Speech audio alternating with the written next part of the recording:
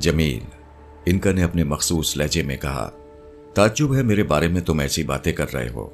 मैं तुम्हारे लिए मारी मारी फिरती रही, अब तुम मेरी मजबूरियों पर हर्फ ज़नी कर रहे हो, जबकि तुम्हें मालूम है कि मैं क्या हूं। तुम्हें क्या मालूम कि उसने क्या जाप किया था। जाप किया था, जाप किया था। मैंने बिगड़ कर कहा, क्या तुम्हारे पास उसका कोई तोड़ नहीं था? कल्पना कैसे अंदर दाखिल हो गई थी। तुम तो बाज़ औक़ात बहुत मायूस करती हो। कल्पना और मुझ में फ़र्क है। बहरहाल मैं तुमसे लड़ना नहीं चाहती। तुम मेरी खैरियत के बारे में भी नहीं पूछ रहे हो। मुझ पर क्या गुजर गई ये तुमने अभी तक नहीं पूछा, इनका ने डूबते हुए लहजे में कहा। इस वाक़ये की संगीनी ही की वजह से मैं इतनी देर से तुमसे दूर रही। सारा शहर तुम्हारी फिक्र में है। तुम्हारे मुताल्लिक अजीब व गरीब अफवाहें उड़ रही हैं। पुलिस ने कई मरतबा चचा जान के घर की तलाशी ली। तुम्हारे अचानक गायब होने पर शहर भर में हंगामा मचा हुआ है।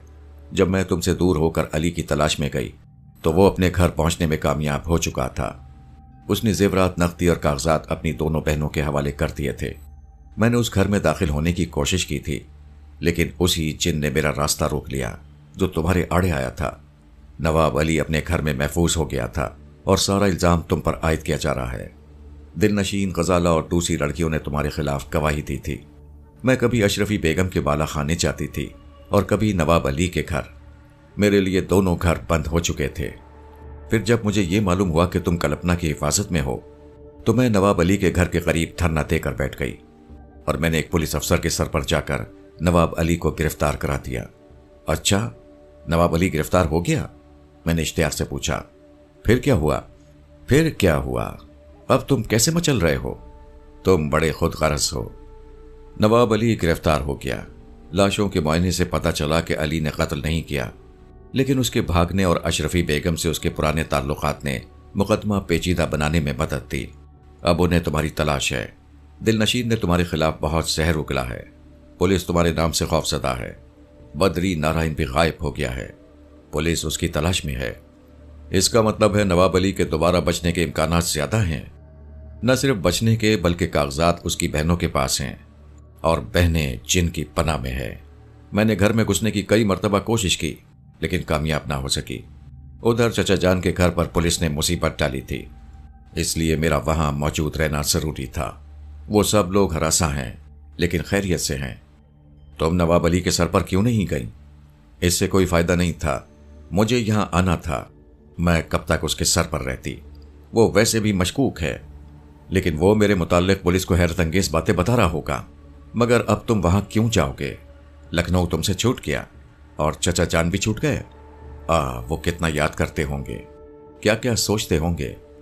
तुम उन्हें कहीं भी बुला सकते हो और अब वो आसूदा हाल है। बहरहाल ये बताओ तुम यहां कैसी जिंदगी गुजार रहे हो? इनका के आने से जी बहुत बहल गया था। मैं शाम तक उससे बातें करता रहा और जब कुलदीप की कुटिया में दाखिल हुआ तो इनका मेरे सर से उतर गई। मैंने उसे इजाजत दी कि वो रात भर के लिए इस इलाके से बाहर चली जाए और अपनी भूख मिटा ले। इनका वापस चली गई। तजीन और कुलदीप मेरी मुंतजिर थीं। हम तीनों ने सादा सा खाना खाया। तजीन मेरी खातिर मदारात में लगी हुई थी। कुलदीप के चेहरे पर वही मुस्कुराहट थी जो इस इलाके में आने के बाद उमूमन उसके चेहरे पर नजर आती थी। रात को उसने इरादा किया कि मैं हर हालत में कुलदीप से मिलने की कोशिश करूंगा। तजीन कुलदीप के साथ सोती थी। मैं तन्हा और उदास नहीं हूं। कुलदीप ने थके हुए लहजे में कहा, तुम अपने आप को फरेब दे रही हो। मैंने उसके सामने होकर उसे बाजुओं में समेट कर कहा। वो मेरे इस अमल पर कसमसाने लगी। तुमने वादा किया था, वो उकड़े उकड़े लहजे में बोली।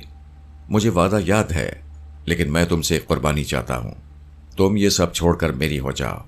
तुम एक औरत हो, तुम्हें एक मर्द की जरूरत है। क्या तुम ये तर्ज जिंदगी नहीं छोड़ सकती? छोड़ सकती हूं, लेकिन बाहर की दुनिया में क्या रखा है? मैंने इस हफ्ते में तुम्हारे मुताल्लिक बहुत सोचा है। क्या वक्त से पहले कोई ऐसी सूरत पैदा नहीं हो सकती कि बदरी नारायण खत्म हो जाए? हो सकती है, कुलदीप ने मुख्तसर जवाब दिया। वो क्या? मैंने चौंक कर पूछा। इसके लिए काली के चरणों में एक जीवन बलिदान करना होगा। कुलदीप ने मेरी खुशी महसूस करते हुए मुस्कुराकर कहा, मुझे बताओ ये किस तरह हो सकता है? किसकी कुर्बानी दी जाए?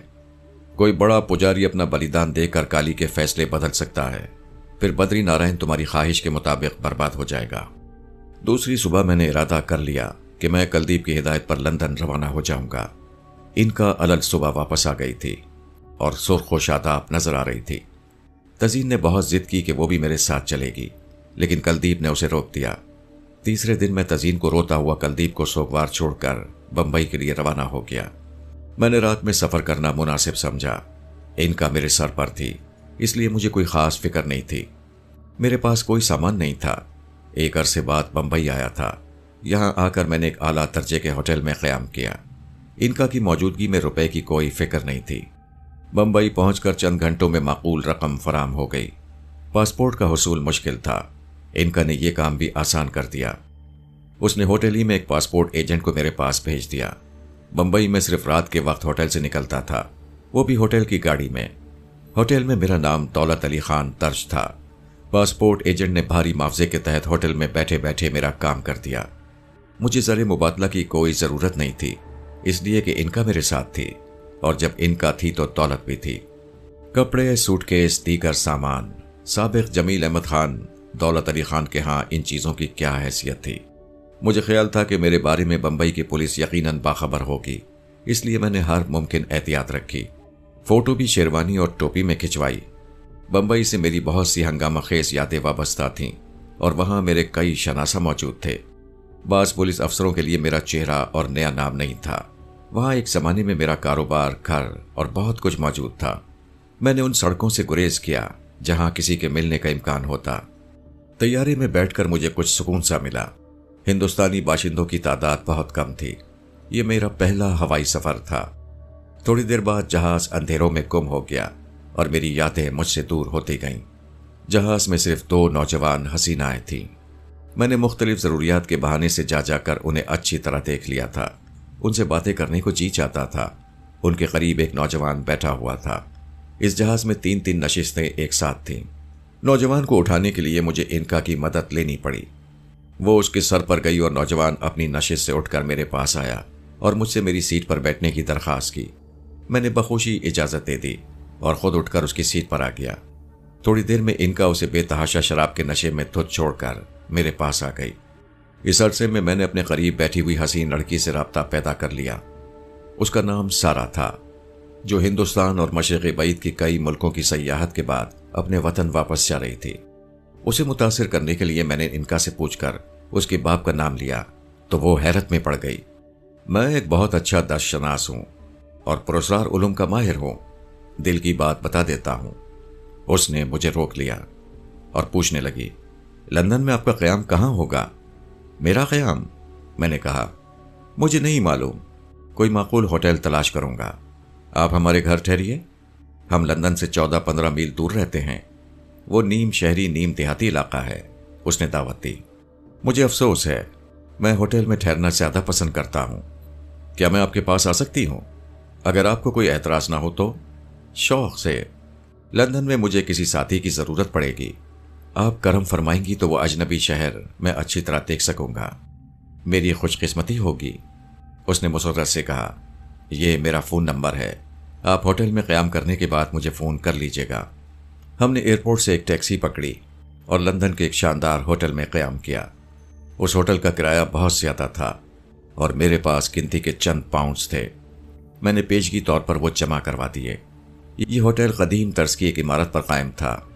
رقص گاہ، نائٹ کلب اور سوئمنگ پول، اس میں جدید ہوٹل کے تمام لوازمات تھے۔ غسل کرنے کے بعد میں نے انکا کو اپنے سر سے جدا کر دیا تاکہ وہ میرے لیے رقم کی فراہمی کا بندوبست کرے۔ میں دن بھر اس شہر اور اس ملک کی روزمرہ زندگی اپنے ذہن میں منتقل کرتا رہا۔ شام کو میں ہوٹل سے نکل پڑا اور یوں ہی بے مقصد گھومتا گھامتا ایک جوئے خانے میں داخل ہو گیا۔ میں نے جھجکتے بازی لگائی۔ مجھے دانستہ ہارنا تھا۔ میں خندہ پیشانی سے ہار گیا۔ دوسری بار بھی ایسا ہی ہوا، تیسری بار بھی، لیکن چوتھی بار بازی پلٹ گئی۔ میں نے جیتنا شروع کیا۔ اٹھتے اٹھتے میری جیب میں 800 پاؤنڈ موجود تھے۔ رقم جیبوں میں ٹھونس کر میں اس ہنگامے اور شور کی جگہ سے واپس چلا آیا۔ باہر شدید سردی تھی اور دور دور تک ٹیکسی دکھائی نہیں دے رہی تھی۔ میں گلیوں سے ناواقف تھا، لیکن انکا کی مدد سے ہوٹل کے راستے کی طرف چل رہا تھا کہ مجھے یوں محسوس ہوا جیسے کوئی میرا تعاقب کر رہا ہے۔ وہ ایک چھوٹی سی سیاہ رنگ کی کار تھی۔ میرے قریب آ کر رک گئی۔ کار میں سے 2 نوجوان مہذب انداز میں باہر نکلے۔ انہوں نے سلام کیا اور جب قریب آئے تو ان میں سے ایک کے ہاتھ میں پستول تھا۔ दूसरे ने तेजी से मेरा वाहिद हाथ पकड़ लिया। उन्होंने बड़ी आहिस्तेगी से रकम का मुतालबा किया। मैंने बहुत इखलाक से मना कर दिया। फिर मैंने इनका की तरफ देखा जो बड़े गौर से ये तमाशा देख रही थी। वो कसमसा कर उठी और उसने मुझे उनके साथ चलने का इशारा कर दिया। मैं उनके साथ गाड़ी में बैठ गया। जाहिर है इनका मेरे साथ नहीं थी। दूसरा नौजवान मेरे करीब बैठा हुआ था और मेरा हाथ थामे हुए था। मैंने उससे आम अंदाज में गुफ्तगू शुरू कर दी। मैंने अपना हाथ छुड़ाकर उसकी गर्दन के गिर्द जोर से लपेटा। उसकी चीख निकल गई। अब भी मेरे आसाब में बड़ी ताकत थी। उस छोकरे को रास्ते से हटाकर मैं बाहर आ गया। मेरे बाहर निकलते ही दूसरे नौजवान ने गाड़ी स्टार्ट कर दी। इनका उन्हें दूर तक छोड़ने गई और जब मैं कमरे में वापस आ गया तो इनका भी लम्हों में अपनी क़यामगाह पर पहुंच गई। लंदन में पहले दिन शाहाना अंदाज से मेरी पजीराई हुई थी। दूसरे दिन सुबह तवक्को के मुताबिक सारा होटल पहुंच गई। वो नफीस किस्म का लिबास पहने हुई थी। मैं उसके साथ होटल से बाहर निकला। उसकी तवील सिया गाड़ी मुझे लंदन की सैर कराती रही। दोपहर को हमने एक चीनी रेस्टोरेंट में खाना खाया।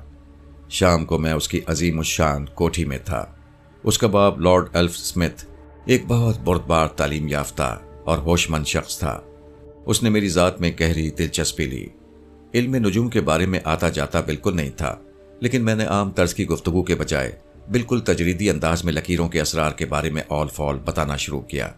मैंने कैरो की पॉमिस्ट्री बिल्कुल रद्द कर दी और कदीम संस्कृति पॉमिस्ट्री को तरजीह दी और न जाने कितने पंडितों का नाम ले लिया। लॉर्ड ने अपना हाथ दिखाने की ख्वाहिश जाहिर की। मैंने तखलीए की इजाज़त चाही। सारा वहाँ से चली गई। फिर मैंने शुरू तो आखिर लॉर्ड के माजी के वाक़यात बताने शुरू कर दिए। उसकी आंखें फटने लगीं और वो संजीदा व मतीन शख्स 1 घंटे के अंदर अंदर मेरे सामने बच्चा बन गया। थोड़ी देर में सारा को आवाज़ दी गई। लॉर्ड ने मेरी तारीफ में गैर मामूली फसाहत से काम लिया। उसने इसरार किया कि मैं उसके साथ उसके महल में क़याम करूं, लेकिन मैंने इनकार कर दिया। मैंने सारा से गैर रस्मी बातें शुरू कर दी और उसके साथ सिनेमा, क्लब, थिएटर वगैरह जाने का इरादा जाहिर किया। सारा बहुत मजबूत इरादे की लड़की थी। लंदन में कदीम तर्ज की मैली कुचैली इमारतें, कोहर धुंध चंद यादगार चीज़ें, British museum, Hyde Park, 10 Downing street, बरतानिया का शाही महल और नाइट क्लब, इनके अलावा क्या था, मगर मेरी तबीयत यहाँ बहुत लगी। इसकी वजह यह थी कि मैंने गुज़िश्ता चंद बरसों में नहायत दर्दनाक जिंदगी गुजारी थी। यहाँ न बद्री नारायण का इश्तियाल था और न पुराने सिलसिले। मैं एक नया आदमी था, एक आज़ाद आदमी, जहाँ चाहता घूमता, दौलत जब चाहता हासिल कर लेता और लुटा भी देता। मैंने सब कुछ भुला देना चाहा। इनका भी मगन थी। वो मेरे सर पर बैठी नई नई चीज़ें, नए नए चेहरे देखती रहती और तनकीद करती रहती। लॉर्ड स्मिथ के सिवा तमाम लॉर्ड्स मुझसे एक तरह की दूरी बरकरार रखते थे और उन्हें सारा का मेरे साथ घूमना फिरना पसंद नहीं था। ये बात सारा ने मुझे बताई और मैंने खुद भी महसूस की। इनमें लॉर्ड जॉर्ज फीडर का फर्जंद रॉबर्ट फीडर सबसे नुमाया था। इनका ने मुझे बताया कि वो अक्सर सारा के साथ घूमा फिरा करता था और सारा का महबूब अव्वल था। लंदन में सारा की उम्र तक पहुंचते पहुंचते लड़कियां कई महबूब बदल लेती हैं। मेरे आने के बाद नौजवान रॉबर्ट की शामें तन्हा गुजरने लगीं। जब पहली मर्तबा स्मिथ के यहाँ उससे मेरा तारुफ हुआ तो उसने मुझे तंजन और इस्तेज़ा का निशाना बनाया। मैं खूबसूरती से निभा गया, इसलिए कि मैं लंदन में कोई झगड़ा मोल लेना नहीं चाहता था। क्लब में मौसीकी का शोर खत्म हुआ। रॉबर्ट ने कुछ दिलाजार बातें शुरू कर दी। उसने हिंदुस्तान के लोगों की हिमाकतों के लतीफ़े सुनाए और उन्हें गंदे, जाहिल और बोने कहा। वो नजूम और दीगर पुरस्कार उलूम का मजाक उड़ाने लगा और कहने लगा, क़याफ़े, तकनीक, फ़न और महारत से बड़े बड़े शोबदे मुमकिन हो सकते हैं। सारा उस शाम बेरौनकी महसूस कर रही थी। मैंने रॉबर्ट की तमाम बातें निहायत इत्मीनान से सुनी और सर हिलाता रहा। वहां से मुझे तुर्की के एक शोबदाबाज जादूगर के मुजाहरे में ले गया। सारा हम दोनों के दरमियान बैठी हुई थी। सारा ने थिएटर वाला वाकया रॉबर्ट से दोहराया। रॉबर्ट इस पर कहकहे लगाने लगा, मिस्टर दौलत अली, इस जादूगर के कमालात के मुताल्लिक आपका क्या ख्याल है? मैंने कहा, खूब है, मुझे लुत्फ आ रहा है। क्या आप ऐसा कोई मुजाहरा दिखा सकते हैं? उसने अचानक कहा। मैंने ऐसा कोई दावा तो नहीं किया। मैंने कहा, लेकिन ये सब क्या है? ये महारत है सारा, ये फन है, इसमें असरार नहीं है। इस अरसे में जादूगर ने हॉल में किसी एक शख्स को आवाज दी कि वो स्टेज पर आए और मामूल बने। उस लम्हे रॉबर्ट बोला, मिस्टर दौलत अली, आप चले जाइए, मेरे ख्याल में ये दिलचस्प रहेगा। इनका ने मुझे ठोका दिया। ये बढ़ रहा है, इसे काबू में करो। मैंने हाथ उठा दिया। हम अगली सफ में थे। मैं उठकर स्टेज पर पहुंच गया। तुर्की के जादूगर ने एक नज़र गौर से मुझे देखा और मुस्कुराकर मुझे खुशामदीद कहा। आपका नाम? उसने पूछा। दौलत अली खान, मैंने जवाब दिया। आप कमज़ोर आसाब के आदमी तो नहीं हैं? मैं अपने आसाब पर काबू पाने की कोशिश करूंगा, मैंने मुअद्दब जवाब दिया। वो एक आमिल था और तनवीमी अमल का माहिर था। मुझे ये देखकर हैरत हुई कि उसकी तमाम सलाहियतें आम जादूगरों से कहीं ज्यादा थीं। उसने 5 मिनट का वादा किया था। वो मेरी आंखों में आंखें गाड़े 5 मिनट तक कोशिश करता रहा। मैं बहुत सादगी और बेपरवाही से खड़ा रहा। वो मुझे मामूल नहीं बना सका। हॉल में सरगोशियां उभरने लगीं। इनका मुझे काबू में किए हुए थी। उसने हाजरीन से माजरत चाही और 5 मिनट और मांगे। हाजरीन के लिए ये वक्त तकलीफ दे था। वो झुंझला रहा था और उसकी माथे पर शिकने नमूदार हो गई थी। नतीजन उसने एक और वार किया। उसने जादू की मदद से कोई ऐसा अमल किया जिससे मैं पागलपने की हरकतें करने लगता। वो उसमें भी नाकाम हो गया। फिर वो मेरे करीब आया और उसने मेरे कंधे पर हाथ रखकर कहा, यह मेरी जिंदगी का पहला वाकया है। मैं आपसे दरख्वास्त करता हूं कि मेरी इज्जत रख लीजिए। आप मुझ पर रहम कीजिए। मैं आपसे मुलाकात करना चाहता हूं। मैंने उसका हाथ थामा और बुलंद आवाज में कहा, हाजरीन, मेरे मामूल ना बनने में तुर्की जादूगर का कोई कसूर नहीं है। दरअसल मैं खुद तनवीमी अमल का माहिर हूं, इसलिए इसका मामूल नहीं बन सकता। मुझे अफसोस है कि आपका खासा कीमती वक्त जाया हुआ। ये कहकर मैं चलने लगा। तुर्की जादूगर ने मुझे लपक लिया। मैं अपने मोअज़्ज़िज़ मेहमान दौलत अली खान से दरख्वास्त करूंगा कि वो तनवीमी अमल का कोई मुजाहिरा करें। हॉल में तालियां बजने लगीं। मैंने आखिरकार हामी भर ली और एक शख्स को स्टेज पर तलब किया। वो रॉबर्ट की तरह एक नौजवान था। तुर्की जादूगर एक कोने में खड़ा हो गया। मैंने पूछा, कितने मिनट में?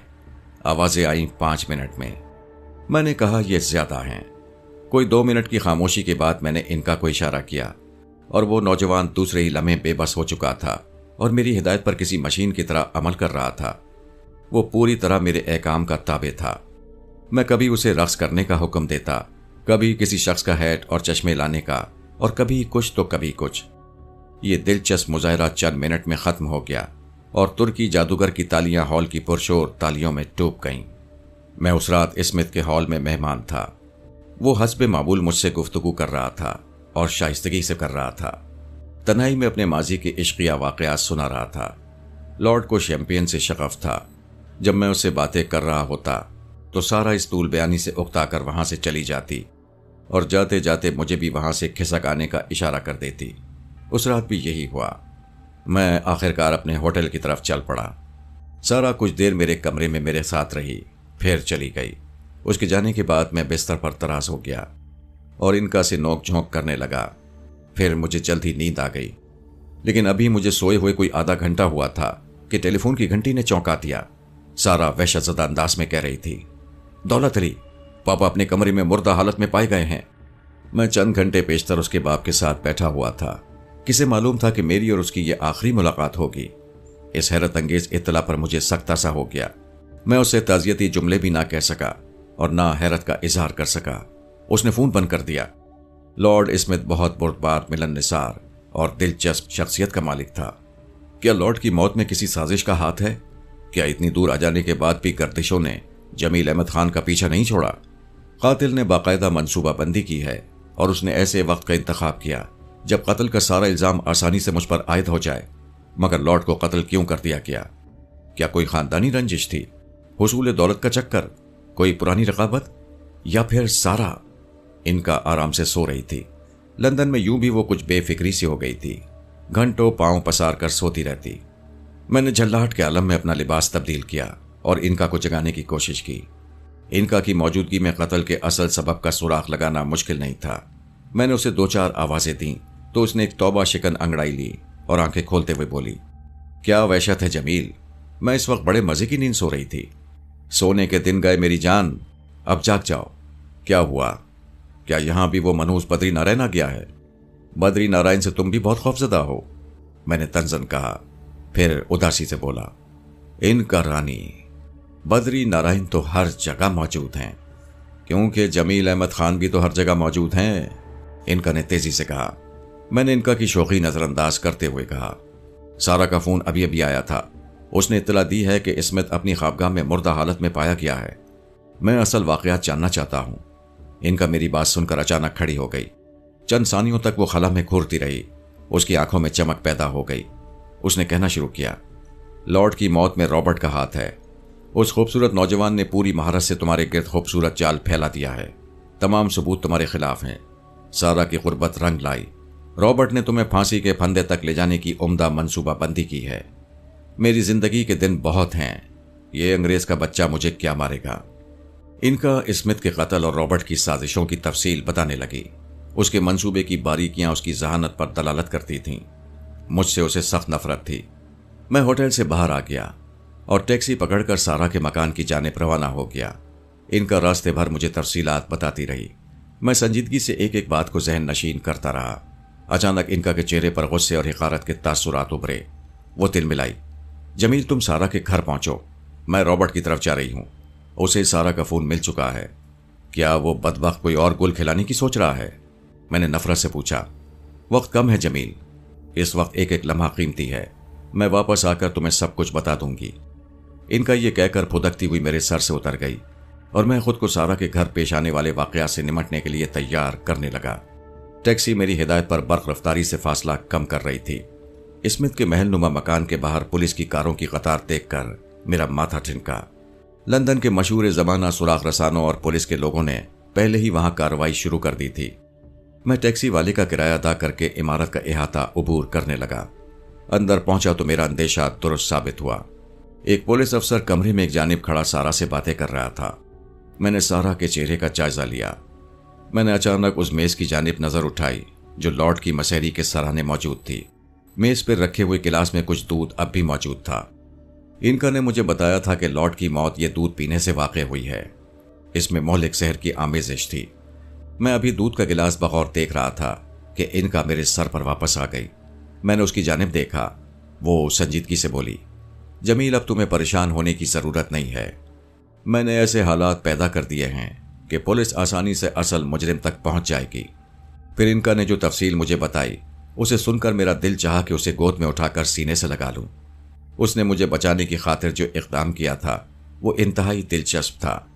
اچانک سارا کی نظر مجھ پر پڑی اور وہ کسی وحشت زدہ بیوی کی طرح دوڑتی ہوئی میرے قریب آئی اور میرے سینے سے لپٹ کر روتے ہوئے بولی، دولت علی، یہ کیا ہو گیا؟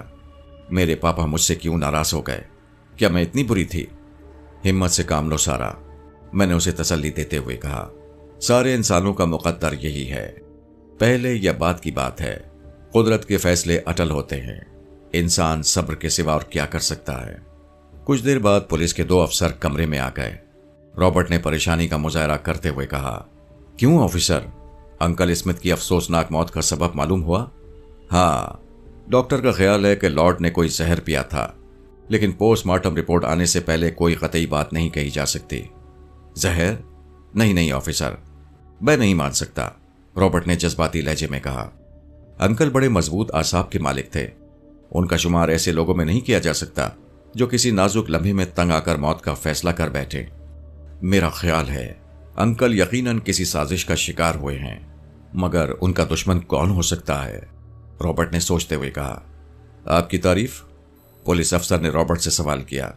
میرا نام رابرٹ ہے، انکل اسمتھ سے ہمارا خاندانی رابطہ ہے، کچھ اور رابطے ہونے والے تھے مگر رابرٹ نے سارا کی طرف دیکھتے ہوئے کہا، مجھے اس دردناک حادثے کی اطلاع سارا نے دی تھی، میرے لیے اب خاموش رہنا مناسب نہیں تھا۔ پولیس افسر نے میری انگلیوں کے نشانات لینے کی خواہش ظاہر کی۔ میں نے خاموشی سے اس کی بات مان لی۔ جس وقت میں اپنی انگلیوں کے نشانات کاغذ پر منتقل کر رہا تھا، رابرٹ کی آنکھیں خوشی سے چمک رہی تھیں۔ پولیس افسر جب میرے نشان لے چکا تو رابرٹ نے کہا، مسٹر دولت علی، آپ تو علم نجوم کے ماہر ہیں اور تنویمی عمل میں آپ کی مہارت میں خود اپنی آنکھوں سے دیکھ چکا ہوں۔ سنا ہے آپ بہت ہی باطنی علوم سے بھی واقف ہیں، کیا آپ انکل اسمتھ کی موت کے بارے میں کچھ نہیں بتا سکتے؟ جمیل، ان کا غرا کر بولی، بس کرو، یہ شخص اپنے آپے میں نہیں ہے، اسے بڑی خوش فہمی ہو رہی ہے کہ یہ پوری طرح محفوظ ہے۔ مسٹر دولت علی، پولیس افسر نے میرا تعارف سننے کے بعد عجیب سے انداز میں کہا، ہندوستانیوں کے بارے میں ایسی باتیں کتابوں میں ہیں، کیا آپ ہم سے تعاون نہیں کریں گے؟ मेरे सब्र का पैमाना लबरेज हो चुका था। पुलिस अफसर जिसका नाम हार्डी था, वो रॉबर्ट की शय पाकर मेरी और हिंदुस्तानियों की तस्दीक कर रहा था। ये तस्दीक यूं तो हर अंग्रेज हिंदुस्तानी को देखकर करता था जैसे हम नीच नस्ल के लोग हैं। यहां आकर मेरे जहन में इस पूरी ऊंची नस्ल से इंतकाम लेने का जज्बा पैदा हो गया था। मैं उनकी निगाहें पहचानता था जिनमें गुरूर और तकब्बुर हमेशा मौजूद रहता था। हमें आपकी जात में दिलचस्पी हो रही है, हार्डी ने तंजिया आमेज लहजे में कहा। मैंने हार्डी को घूर कर आंखें बंद कर लीं। कमरे में मौजूद अफराद को मुतासिर करने के लिए मैं यूं ही कुछ देर आंखें बंद किए खड़ा रहा और बुड़बुड़ाता रहा। फिर मैंने आंखें खोलकर कहा, मिस्टर हार्डी, मैं समझता हूं लॉर्ड स्मिथ को कत्ल किया गया है और कातिल मा सबूत इसी छत के नीचे मौजूद है। रॉबर्ट मेरी बात सुनकर एक लम्हे के लिए चौंका, फिर तेजी से बोला, सोच लीजिए, आप हैरत अंगेज बात कर रहे हैं दौलत अली। क्या आप निशानात के बारे में कुछ बता सकते हैं जो माहिरीन को जाए वारदात से दस्तयाब हुए हैं? मेरा बातिन पुकार रहा है कि लॉर्ड स्मिथ को दूध में जहर दिया गया है। मैंने रॉबर्ट की बात को नजरअंदाज करते हुए हार्डी से कहा, इस साजिश में मुझे एक मर्द और एक औरत का हाथ नजर आ रहा है, क्योंकि मर्द का सितारा दिलों में दाखिल हो चुका है और औरत भी इसी सितारे में है। रहा गिलास पर मिलने वाले उंगलियों के निशानात का मसला, तो वो यकीनन मेरे साबित होंगे। हार्डी मुझे हैरत से देखने लगा और मेरा जवाब सुनकर यकलख्त संजीदा हो गया। रॉबर्ट के होंठों पर उभरने वाली मुस्कुराहट बड़ी गहरी और मायनेखेज थी। हार्डी ने मुझे सख्त नजरों से घूर कर कहा, आपका बयान आपके हक में संगीन सूरत इख्तियार कर सकता है। मिस्टर दौलत, अगर माहिरीन ने आपके बयान की तस्दीक कर दी तो मुझे आपको हिरासत में लेना पड़ेगा। हार्डी ने शक के लहजे में कहा, मुझे अफसोस होगा, मैं इसे लंदन के एक तजुर्बेकार और आली दिमाग अफसर का जज्बाती फैसला समझूंगा। मैंने मुस्कुराते हुए कहा, महज दूध के गिलास पर मेरी उंगलियों के निशानात का मिलना मुझे कातिल साबित नहीं कर सकता। मेरा अंदाजा है कि आप इन संगीन वाकयात के बारे में खासे होशमंद और तजुर्बेकार आदमी हैं। मिस्टर दौलत अली, आप हिंदुस्तान में क्या करते हैं? हार्डी ने अचानक सवाल किया। लॉर्ड स्मिथ क्या करते थे? नवाबों का काम नहीं करते? मैंने फख्र से कहा। बखुदा ये सवाल अगर हिंदुस्तान में किया जाता तो तौहीन में शुमार होता। सुराग रसा ने कुछ सोचकर फिर कहा, मिस्टर दौलत अली, आप कानून की गिरफ्त से बच नहीं सकते। बहरहाल मैं आपका मामूल बनने के लिए आमादा हूं। खूब, मैंने कहा और बाउजलत तमाम उसे एक मेज के गिर्द बिठा दिया और एक गिलास उसके सामने रखकर उसे हरकत देने को कहा, जिस तरह आम तौर पर लोग रूह को बुलाने के लिए करते हैं। मुझे मालूम नहीं कि वो रूह को बुलाने में कामयाब हो जाते होंगे या नहीं। मेरा तो मकसद कुछ और था। मैं इनका को सुराग रसा के सर पर भेजकर अपने मतलब की बात कहलवाना चाहता था। इनका सुराग रसा के सर पर चली गई। मैंने उसे मुखातिब किया। जाहिर है रूह ने जवाब दिया होगा। सारा पापा कहकर चीखने लगी। हार्डी ने उसे संभाल लिया। मैंने सबको खामोश रहने का इशारा किया। मैंने माहौल को कुछ तासुर देने के लिए रोशनियां कम से कम करवा दी थी। फिर मैंने भारी आवाज में सुराग रसा को मुखातिब किया। लॉर्ड स्मिथ की पाक रूह, मैं माजरत ख्वाह हूं कि तुझे तलब किया गया है। मेरे सवालात का जवाब देने के लिए अपनी आमादगी का इजहार कर। क्या तू वही है जो मैं समझ रहा हूं? अचानक सुराग रसा की जबान खुल गई। मैं स्मिथ की रूह हूं, मुझे जल्द जाने दो, सिर्फ चंद लम्हे। मैंने जोर देकर कहा, ए रूह, मुझे सही सही बता, अब तेरी सलाहियतें बेपनाह हैं। मुझे मेरे जिस्म से एक मर्द और एक औरत ने जुदा किया है। मुझे अब जाने दो। सुराग रसा के होंठों से मध्यम आवाज उभरी। कमरे में पुरहौल सन्नाटा तारी था। किसी के सांस लेने की आवाज नहीं आ रही थी। उस औरत का नाम क्या है? उसने साजिश में क्यों हिस्सा लिया? मैंने बाउजलत तमाम दरियाफ्त किया। उस औरत का नाम लिजी है। उसने दूध में जहर दिया था और उसे इस काम के औस भारी रकम का लालच दिया गया था। मुझे तफसील दरकार है, इसके बगैर तेरी वापसी मुमकिन नहीं हो सकती। मैंने सुराग रसा के होंठ साकित देखकर करख्त आवाज में कहा। लड़की को 200 पाउंड की रकम दी गई थी, जो इस वक्त भी उसके सूटकेस में मौजूद है। वो बज़ाहिर एक शरीफ औरत है, लेकिन दौलत के लालच ने उसे साजिश में शरीक होने पर मजबूर कर दिया। जहर देने के लिए वो गिलास इस्तेमाल किया गया था जिस पर दौलत अली की उंगलियों के निशानात मौजूद थे। रॉबर्ट ने लड़की को जहर फराम किया था।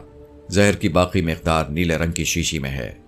वो शीशी इस वक्त रॉबर्ट की कोट की जेब में मौजूद है। रॉबर्ट इस इंकिशाफ पर बौखला गया। उसने फौरन फरार होने की कोशिश की, लेकिन दरवाजा बंद होने की वजह से कामयाब न हो सका। हार्डी और पुलिस के दूसरे अमले ने उसे पल भर में बेबस कर दिया। सारा गम और गुस्से से लरसने लगी।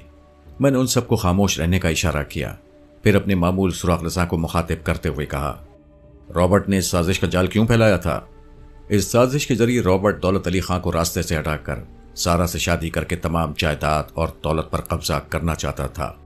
उसे दौलत अली खान के बढ़ते हुए असर और रसूख से यह खदशा पैदा हो गया था कि कहीं सारा उसके हाथ से निकल ना जाए।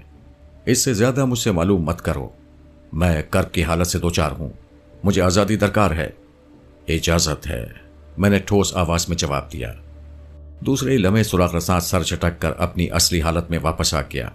हार्डी मुझसे बुरी तरह मरूब नजर आ रहा था। सुराग रज़ा के उठने के बाद उसने सबसे पहले रॉबर्ट की जामा तलाशी ली। जहर की शीशी बरामद हो गई। वो उसके कोट के अंदरूनी जेब में मौजूद थी। होटल से मेरी रवानगी के बाद इनका इसलिए रुख्सत हुई थी कि रॉबर्ट को वही कोट पहनने पर मजबूर करे जिसमें जहर की शीशी मौजूद है।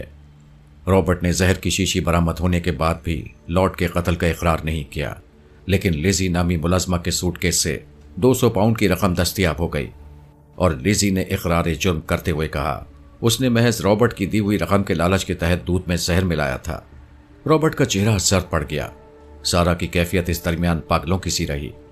वो बार बार रॉबर्ट की तरफ हिसियानी अंदाज में लपकती थी, लेकिन मैंने उसे सख्ती से पकड़ रखा था। सारा की दीवानगी बढ़ती जा रही थी। वो दिलदोज अंदाज में बैन कर रही थी। रॉबर्ट के कातिल होने के इंकशाफ ने सारा के जहन पर बुरा असर डाला था। मेरे लिए उसे संभालना मुश्किल हो रहा था। जब तक डॉक्टर नहीं आया, सारा दरो दीवार से सर टकराने की कोशिश करती रही। डॉक्टर ने उसे बेहोशी का इंजेक्शन दे दिया। आखिर उसकी हालत बतदरीज संभलने लगी। मुझे रात उसी के यहाँ गुजारनी पड़ी। यहाँ ये सवाल किया जाएगा कि इस तवील शोबदेबाजी की जरूरत क्या थी? रॉबर्ट को इनका के सर पर भेजकर इकरार जुर्म करा लिया जाता। हाँ, ये बात आसान थी, मगर इसके लिए अरसे तक इनका को रॉबर्ट के सर पर रहना पड़ता और मैं लंदन जैसे अजनबी शहर में इनका के बगैर नहीं रह सकता था। चुनाचे मैंने पुलिस के अमले सुराग रज़ा और सारा के सामने ऐसी सूरत हाल पैदा कर दी कि इनका को भेजने की जहमत बार बार न करनी पड़े और मैं किसी मशकूक शख्स की हैसियत से पुलिस की नज़रों में भी न रहूं। इस वाक़े की तशहीर के मुताल्लिक़ मैंने पुलिस से वादा ले लिया था और मुझे उम्मीद थी कि अब वो मुझे बदनाम नहीं करेंगे, क्योंकि अगर वो दरमियान के वाक़यात हज़फ भी कर जाते तो भी सबूत की फराहमी कार्रवाई में रिकॉर्ड की जा सकती थी। लंदन में बहुत जल्द इस संगीन वाक़े से गुलू खलासी हो गई, वरना न जाने कहाँ कहाँ मारे मारे फिरना पड़ता। ये उस जमाने की बात है जब हिंदुस्तान में आज़ादी की तहरीकें जोरों पर थीं। हिंदुस्तान में हर तरफ अंग्रेज़ों के खिलाफ शदीद नफरत पाई जाती थी। इस नफरत का रद्द अमल इंग्लिस्तान में रहने वाले हिंदुस्तानियों को भुगतना पड़ता था। लंदन में उम्रा के बास होटल ऐसे थे जहां कालों का दाखिला ममनू था। वो जंग का जमाना भी था। किसी वक्त भी दुनिया जंग की लपेट में आ सकती थी। लंदन एक बैनुल-अक़वामी शहर, बरतानिया उज़्मा का अजीम शहर, बैनुल-अक़वामी साजिशों का गढ़ बना हुआ था। मुझे बज़ाहिर सियासत और हुकूमत से कोई दिलचस्पी नहीं थी। मुझे अपनी ज़ात के हंगामों से कहाँ फुर्सत मिलती थी, लेकिन जी चाहता था कि अंग्रेज़ों का ये पूरा शहर आग में फूंक दूं, इनकी पूरी नस्ल तबाह कर दूं। ये जज्बा लंदन में शिद्दत इख्तियार कर गया। लंदन से कोई 5 मील दूर उमराए बरतानिया का एक क्लब मशहूर था। सुना था कि वहां सिर्फ बड़े लोग ही जा सकते हैं। जब मुझे इनका ने बताया कि सारा के मेहरबान रिश्तेदारों ने उसे अपनी जानिब माइल करने और उसकी बेपनाह दौलत पर कब्जा जमाने के लिए उसे क्लब में ले जाना शुरू कर दिया है, तो मुझसे रहा ना किया। सारा दुश्मनों के निर्गे में घिर गई थी। एक रात मैंने इरादा कर लिया कि मैं उस क्लब में जरूर जाऊंगा और उनके चेहरे देखूंगा। मेरी ये ख्वाहिश कतई फितरी थी। इनका जिसके पास हो उसके दिल में ऐसी ख्वाहिशात शिद्दत से उभरती हैं। उस रात मैंने सियाह शेरवानी से बेतन की, होटल की गाड़ी किराए पर ली और मंजिल की तरफ रवाना हो गया। जब मेरी कार क्लब के बड़े गेट पर पहुंची तो 2 कोड़ी के एक दरबान ने सख्ती के साथ मुझे आगे जाने से मना कर दिया। मैंने जेब में हाथ डालकर कुछ रकम उसके हाथ पर रख दी। वो गोरा हिंदुस्तानी साबित हुआ। किसी कदर कर्रा के बाद उसने मुझे रास्ता दे दिया। मेरी कार वसी और खुशनुमा लॉन उबूर करती क्लब के खास दरवाजे पर पहुंच गई। अंदर दाखिल होने का मरहला सख्त था। सबसे पहले मेरी कार का दरवाजा एक मुस्तैद अंग्रेज ने खोला। जब मैं कार से बाहर आया तो वो मुझे देखकर ठिठक गया। उसने माजत खाना लहजे में मुझे क्लब दाखिल होने से मना किया। मैंने उससे इसरार किया कि मैं हिंदुस्तान की रियासत का नवाब हूँ। हुकूमत बरतानिया के खास एजाज़ात मुझे हासिल हैं। मेरा शुमार उन कालों में होता है جو عموماً ایشیا، افریقہ اور امریکہ سے آتے ہیں۔ وہ مجھ سے بالکل مروب نہیں ہوا۔ اسے ٹپ دینے کی پیشکش بھی ناکام ثابت ہوئی۔ پھر میں نے کہا، مجھے جانے دو، یہ تاج برطانیہ کے ایک وفادار کی توہین ہے۔ اس نے اس بات کی بھی پرواہ نہ کی۔ اچھی خاصی تلخی ہونے لگی۔ کچھ میں بھی گرم ہو گیا۔ میں نے انکا کو اس کے سر پر بھیجنے سے گریز کیا۔ یہ دیکھ کر ہوٹل کے دوسرے منتظمین بھی آ گئے۔ پھر میں نے جلال کے عالم میں کہا، بخدا یہ کمینگی برداشت نہیں کر سکتا، مجھے اندر جانے کی اجازت ملنی چاہیے۔ یہ کہہ کر میں نے اپنا پستول نکال لیا۔ پستول دیکھتے ہی وہ سراسیمہ ہو کر پیچھے ہٹ گئے اور میں تمام کر و فر اور بے نیازی کے ساتھ کلب میں داخل ہو گیا۔ اندر پہنچا تو معطر فضاؤں نے میرا احاطہ کر لیا۔ وہاں ہلکی ہلکی روشنیاں تھیں، سرگوشیاں، لطیفے، قہقہے، شراب کی بو اور دھیمی موسیقی۔ اندر کی عمارت سے ایک شان ٹپکتی تھی۔ میں نے پستول جیب میں رکھ لیا تھا۔ میں امرائے لندن کے درمیان بیٹھ گیا۔ زیادہ تر میزیں بھری ہوئی تھیں اور مختلف جوڑے ایک دوسرے سے بے پرواہ ہو کر راز و نیاز میں مصروف تھے۔ مجھے معلوم تھا کہ وہ کلب میں کوئی ہنگامہ نہیں کریں گے، کیونکہ اس سے کلب کی بدنامی ہوتی ہے۔ وہ میری واپسی تک منتظر رہیں گے۔ لیکن میرا خیال غلط نکلا۔ میرے بیٹھتے ہی ایک شخص مؤدب انداز میں میرے قریب آیا اور کلب کے قواعد ضوابط کے بارے میں بتانے لگا۔ میں نے کہا، میرا مقصد صرف کچھ دیر کی سیر و تفریح ہے۔ میں لندن کے عمرہ کی زندگی قریب سے دیکھنا چاہتا ہوں۔ مجھے مطالعہ مشاہدہ کا شوق ہے۔ یہاں مہمانوں کے ساتھ ایسا سلوک نہیں ہونا چاہیے۔ وہ زچ ہو کر چلا گیا۔ میرے مخصوص لباس نے بہت جلد کلب کے ممبروں کی توجہ اپنی جانب مبذول کر لی۔ منتظم فردن فردن میرے پاس آ کر خوش آمد کرتے رہے اور میں ڈٹائی کے ساتھ بیٹھا رہا۔ سارا مجھے نظر نہیں آ رہی تھی۔ میں اس اجنبی ماحول میں کسی قدر بے اطمینانی سی محسوس کر رہا تھا۔ قیمتی فرنیچر، جھاڑ فانوس، مرصع دیواریں، خوبصورت اور دیدہ زیب پردے، غرض ہر چیز اور ہر جگہ سے دولت کا اظہار ہوتا تھا۔ آخر مجھے دھمکی دی گئی کہ پولیس طلب کر لی جائے گی۔ میں نے مسکرا کر کہا کہ وہ یہ حربہ بھی آزما لیں۔ میں تنہا بیٹھا تھا اور سامنے ہال میں رقص کرتے ہوئے جوڑوں کی طرف دیکھ رہا تھا۔ تنہائی دور کرنے کے لیے ضروری تھا کہ کوئی ہنگامہ برپا کیا جائے، کسی لڑکی کو بلایا جائے۔ میں نے انکا کو اشارہ کیا کہ وہ اس ہال کی سب سے حسین لڑکی کو میرے پاس بلائے۔ لمحوں کی دیر تھی۔ میں نے دیکھا میکسی میں ملبوس ایک بہت ہی دلکش لڑکی میرے پاس لڑکھڑاتی ہوئی آئی۔ اس نے مجھے سلام کیا اور بیٹھنے کی اجازت طلب کی۔ میں نے بخوشی اسے کرسی پیش کی۔ مجھے اس کے قریب دیکھ کر کلب کے منتظمین کچھ مطمئن ہو گئے۔ انکا فوراً ہی میرے سر پر آ گئی۔ وہ لڑکی وحشت زدہ انداز میں مجھے دیکھنے لگی۔ میں نے شائستہ لہجے میں کہا، میرا نام دولت علی خان ہے۔ میں ہندوستان سے اپنے حاکموں کی سرزمین دیکھنے آیا ہوں۔ آپ سے مل کر بڑی خوشی ہوئی۔ مجھے ارما آرتھر کہتے ہیں۔ مجھے بھی آپ سے مل کر مسرت ہوئی۔ آپ یہاں کب تشریف لائے؟ اس کے لہجے میں نفاست تھی۔ مجھے یہاں آئے ہوئے 2 ماہ کے قریب ہو گئے ہیں۔ ہندوستان، پراسرار ہندوستان، مجھے وہ ملک دیکھنے کی بڑی تڑپ ہے۔ میں نے وہاں کے مندروں، عمارتوں کے بارے میں بہت کچھ سنا ہے۔ کیا واقعی ہندوستان اتنا حسین ہے جتنا کہا جاتا ہے؟ اس نے معصومیت سے کہا۔ ہندوستان کی سرزمین حسین ہے، لیکن لوگ یہاں کے حسین ہیں۔ یہ بڑے مہذب اور مہمان نواز ہیں، میں نے کہا۔ اس عرصے میں میری طلب پر میز مختلف قسم کے مشروبات اور دوسرے لوازم سے بھر گئی تھی۔ میں نے مختصر وقفے میں اسے متاثر کر لیا۔ اس کی خدمت میں ایک بیش قیمت ہار پیش کیا۔ یہ ہار میں اپنی جیب میں احتیاطاً رکھ کر لایا تھا۔ حسین لڑکیوں کے سامنے میری زبان خوب چلتی تھی۔ کوئی 1 گھنٹے کی دل نشین اور رنگین صحبت کے بعد بھی وہ نازنین میرے پاس سے اٹھنے پر آمادہ نظر نہیں آتی تھی۔ اس عرصے میں ہال بھر گیا تھا اور ارما کے گرد خوشپوش نوجوان چکر لگا رہے تھے۔ میں نے ابھی تک انکا سے کوئی خاص کام نہیں لیا تھا۔ جب میں ارما سے دلکش باتوں میں مصروف تھا تو انکا نے مجھے ٹھوکا دیا۔ سارا، اس نے مجھے اشارہ کیا۔ میں نے پلٹ کر دیکھا۔ واقعی سارا اپنے بدن پر عمرہ کا لباس آراستہ کیے بغلی کمرے سے ایک 40 سالہ شخص کے ساتھ آ رہی تھی۔ اس کی آنکھیں چڑھی ہوئی تھیں۔ سارا نے مجھے دیکھا اور انکا نے مجھے بتایا کہ یہ شخص لارڈ عصمت کے مقربین میں سے ایک ہے اور اس کی دولت ہتھیانا چاہتا ہے۔ اس کے ہاتھ سارا کی پشت پر تھے اور وہ تقریباً جھکی ہوئی آ رہی تھی۔ اس کے پیچھے 2-3 ادھیڑ عمر کے خوش شکل آدمی اور نظر آئے۔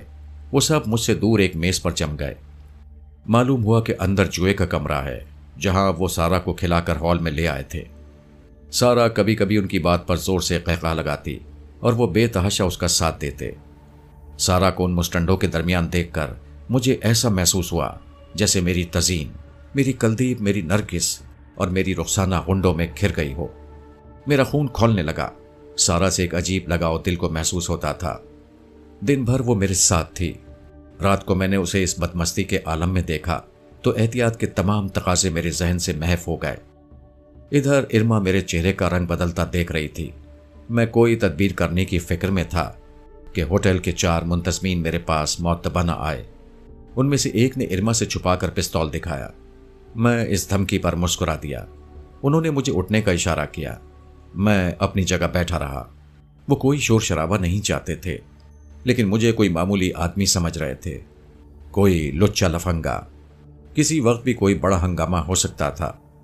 جب میں اپنی جگہ مستعد بیٹھا رہا تو مجھے ایک جانی پہچانی شکل کا ایک شخص اپنی طرف آتا دکھائی دیا۔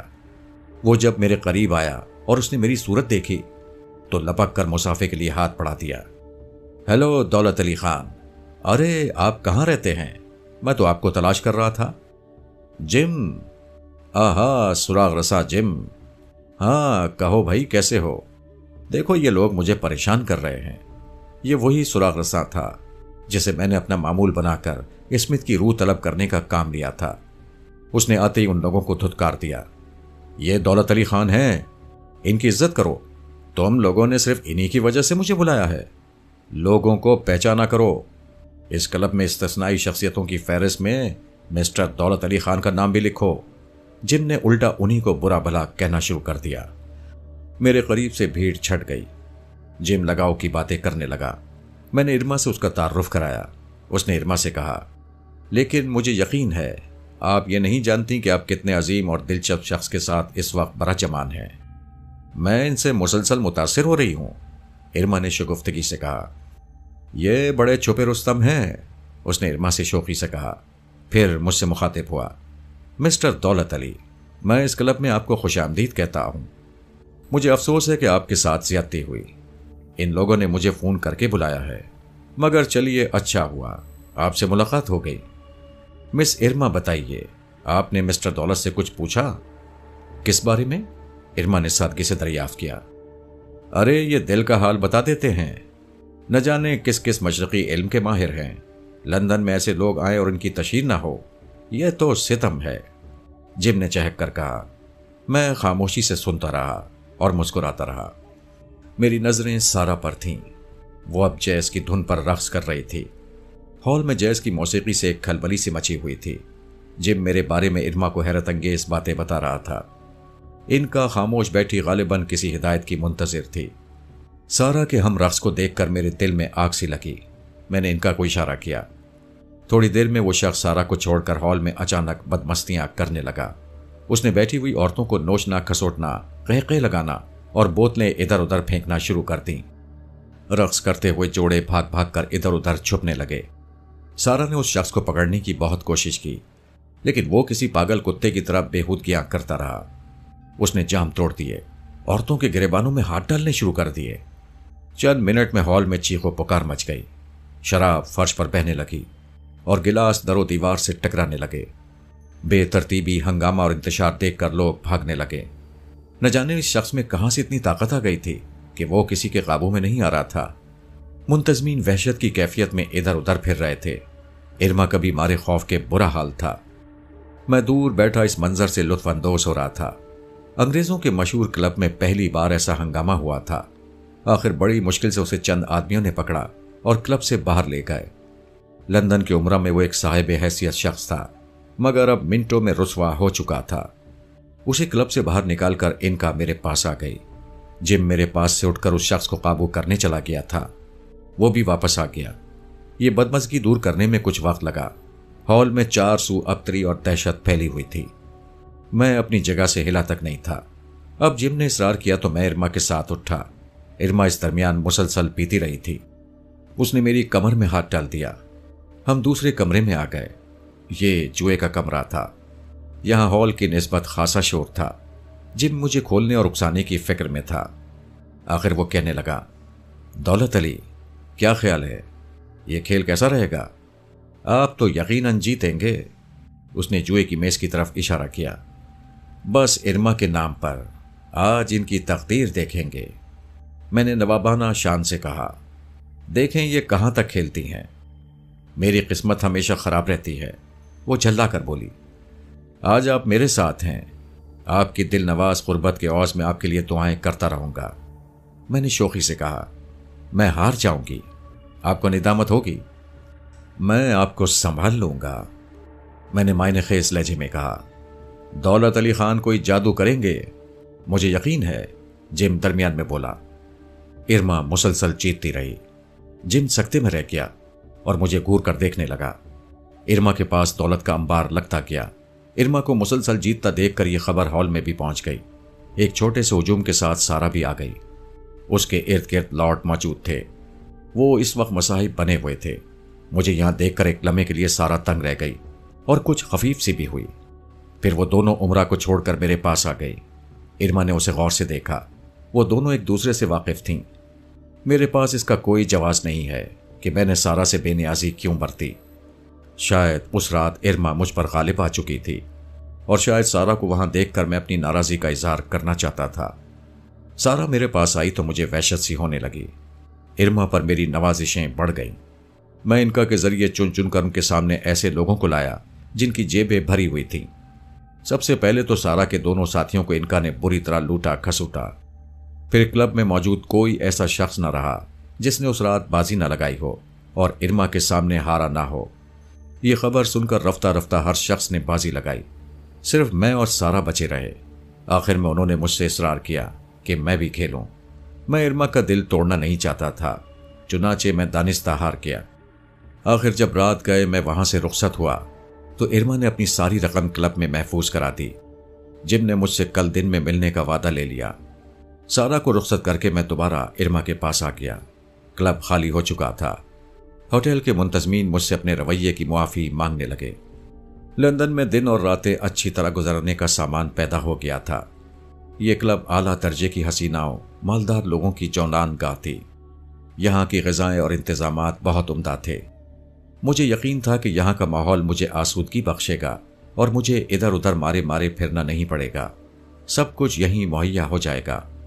اگلی صبح پیچھا چھڑانا مشکل ہو گیا۔ مجھے معلوم تھا کہ سارا کے آنے سے پہلے مجھے ہوٹل پہنچ جانا چاہیے۔ ارما ساتھ چلنے پر آمادہ تھی۔ رات کو دوبارہ کلب پر آنے کا وعدہ کر کے میں نے جان چھڑائی۔ ہوٹل پہنچ کر میں نے لباس تبدیل کیا۔ سارا حسب توقع جلدی آ گئی۔ اس وقت میں نے سارا کو ان اندیشوں سے پہلی بار وضاحت سے خبردار کیا جو اس کے باپ کے انتقال کے بعد میرے دل میں ابھر رہے تھے۔ اس دن میں دیر تک ہوٹل ہی میں رہا۔ دوپہر کو پروگرام کے مطابق نوجوان سراغ رسا جم آ گیا۔ ہم تینوں پراسرار علوم کے موضوع پر بحث کرنے لگے۔ جم نے مجھ سے بااصرار پوچھا کہ کیا رات ارما کی جیت میں میری کسی روحانی قوت کو دخل تھا؟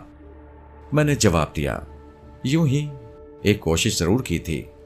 سارا کے سامنے جم کچھ کہتے ہوئے جھجک رہا تھا۔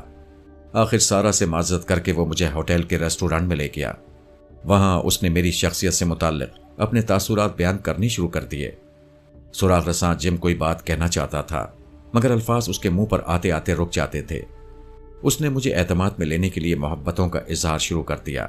آخر میں نے اس سے کہا، تم کچھ کہنا چاہتے ہو؟ جی، وہ سرد آہ بھر کر بولا، مگر ہمت نہیں ہو رہی ہے۔ ممکن ہے تم مجھ پر شک کرو۔ نہیں نہیں، کہو، کیا تمہیں میری کسی مدد کی ضرورت ہے؟ میں تیار ہوں، میں نے فراخ دلی سے کہا۔ دولت علی، تم عظیم ہو، مجھے واقعی تمہاری مدد کی ضرورت ہے۔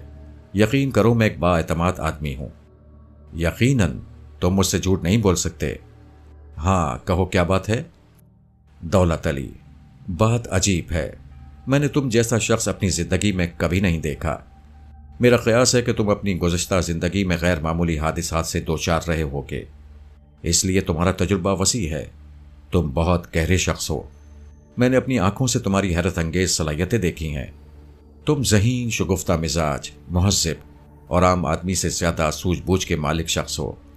کل رات لندن کے عمرہ کے کلب میں تمہارا بے دھڑک چلے جانا اور پستول دکھا کر منتظمین کو خوفزدہ کرنا، ایک نئی لڑکی سے ایک دم شناسائی پیدا کر لینا، سارا جیسی تعلیم یافتہ اور حسین لڑکی کو اس قدر متاثر کرنا کہ وہ تمہارے ساتھ رہنا چاہے؟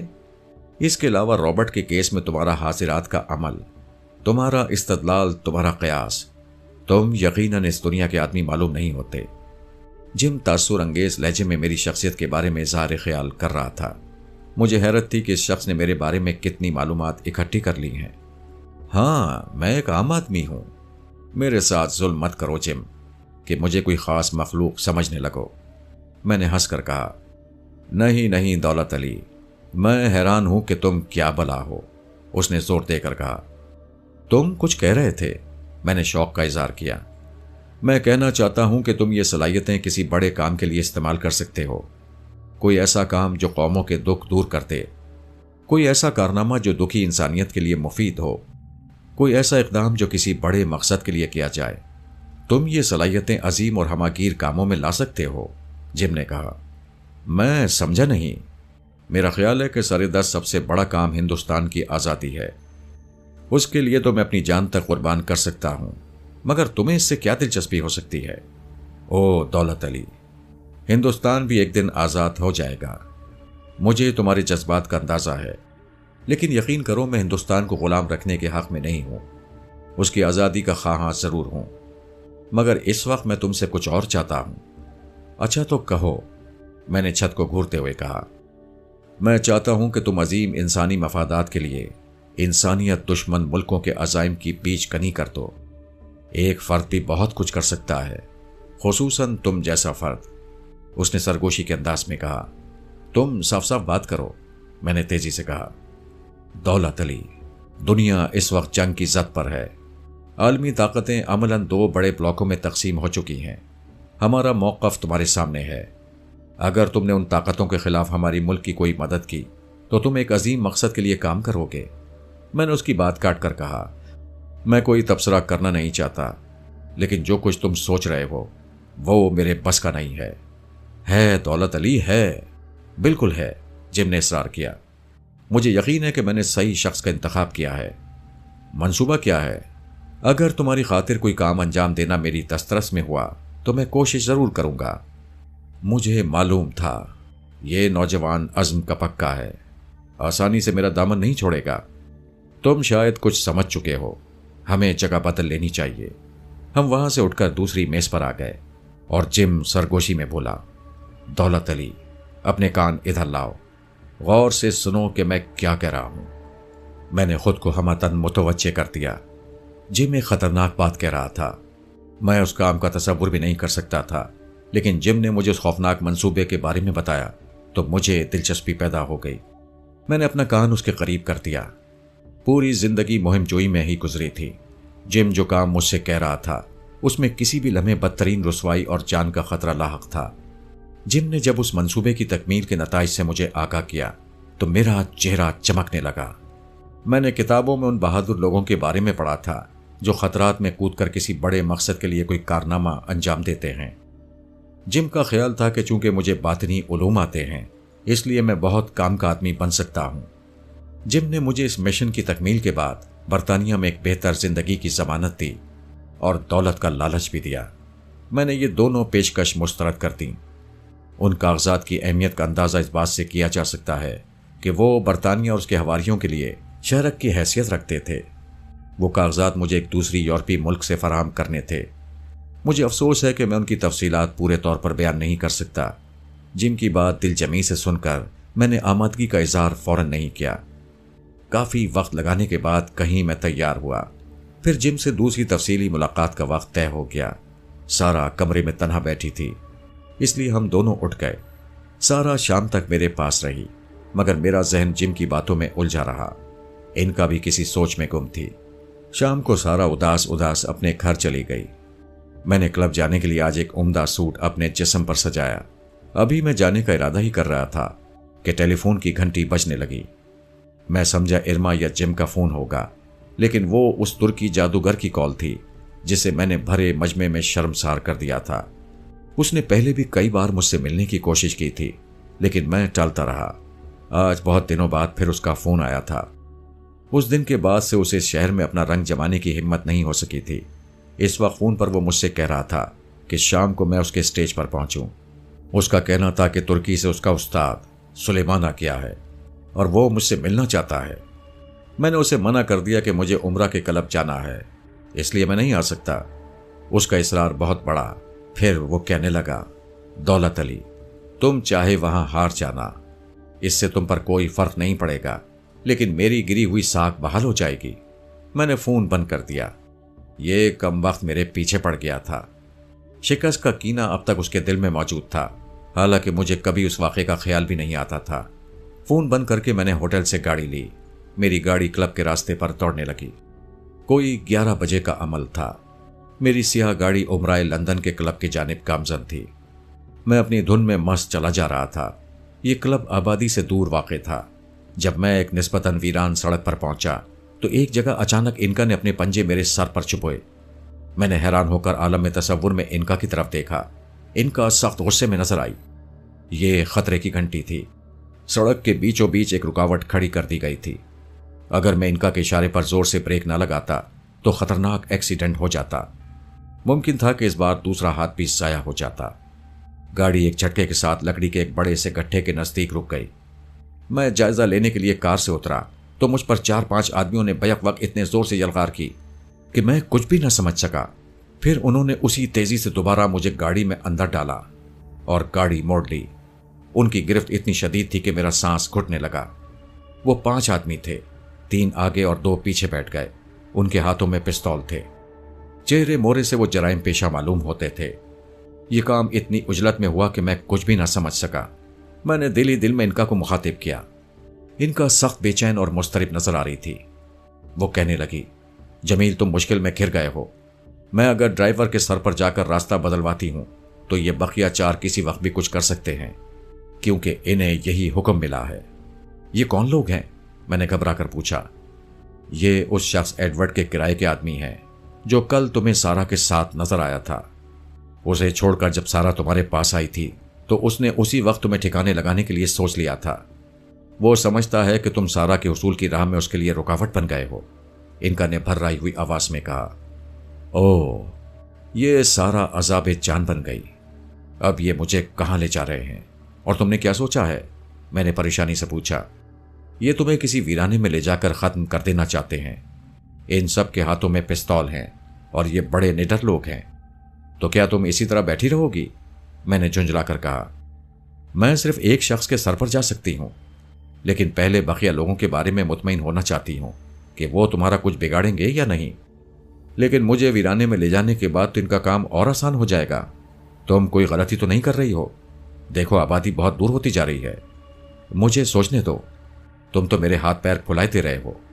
मैं उनके दरमियान फंसा बैठा था। उनकी आंखें मेरी तरफ लगी हुई थीं। मैंने खौफजदा लहजे में उनसे पूछा, आप मुझे कहां ले जा रहे हैं? लारो, एक शख्स ने कहका लगाकर अपने साथी को मुखातिब किया। लारो, इसे बताओ कि हम इसे कहां ले जा रहे हैं। इस बात पर सबने कहका लगाया। फिर मैंने उनसे कोई बात नहीं की। कुछ वक्फे के बाद उनमें से एक बोला, कुछ और पूछना चाहते हो? शायद ये मेरे आखिरी लम्हे हैं। मैंने हरास से कहा, तुम ज़हीन आदमी हो। इस आखिरी वक्त में कोई ख्वाहिश हो तो बताओ, पूरी कर दी जाएगी। उनमें से एक रऊनत से बोला, मैं सोचकर बताऊंगा। इस वक्त तो मेरा जहन मुअत्तल है। मैं सोच रहा हूं कि आखिर मैंने क्या गलती की थी जो तुम लोग मुझे मारने के दर पे हो। मैंने अटक अटक कर कहा, हमें नहीं मालूम। हमें तो सिर्फ इतना मालूम है कि तुम्हें आज जहन्नुम रसीद करना है। मगर वो कुछ सोचकर बोला, तुम इतने खतरनाक आदमी तो दिखाई नहीं देते। मैं बहुत मासूम और बेकसूर शख्स हूं। शायद तुम लोगों को धोखा हो गया है। मैंने फरियाद की। गाड़ी एक दरख्त के साए में ठहर गई। उन्होंने मुझे धक्के देकर बाहर निकाला और मेरी गाड़ी वहीं छोड़कर एक दूसरी गाड़ी में बैठ गए। ये एक वैगन थी। उसमें एक ड्राइवर पहले से बैठा हुआ था। अब वो 6 हो गए थे। मैंने तजब्जुब से इनका को देखा। तुम क्या सोच रही हो? मैंने दिल ही दिल में उससे पूछा। इन्हें चलने दो, यही बेहतर है। इनका ने मुख्तसर जवाब दिया।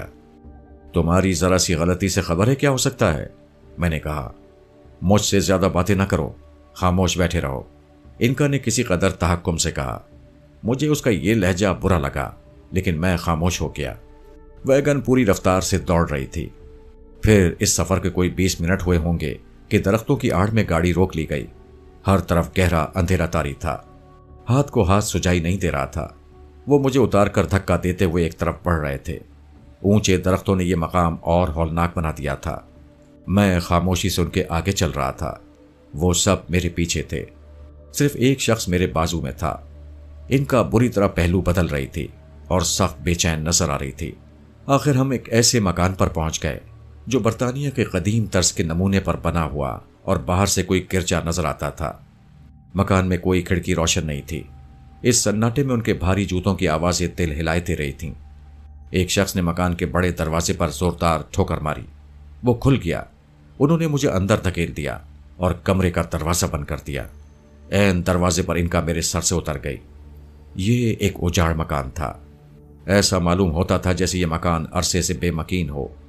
کئی جگہ ہم لوگوں کو ٹھوکریں لگیں۔ وہ مجھے ایک زینے کی طرف لے گئے۔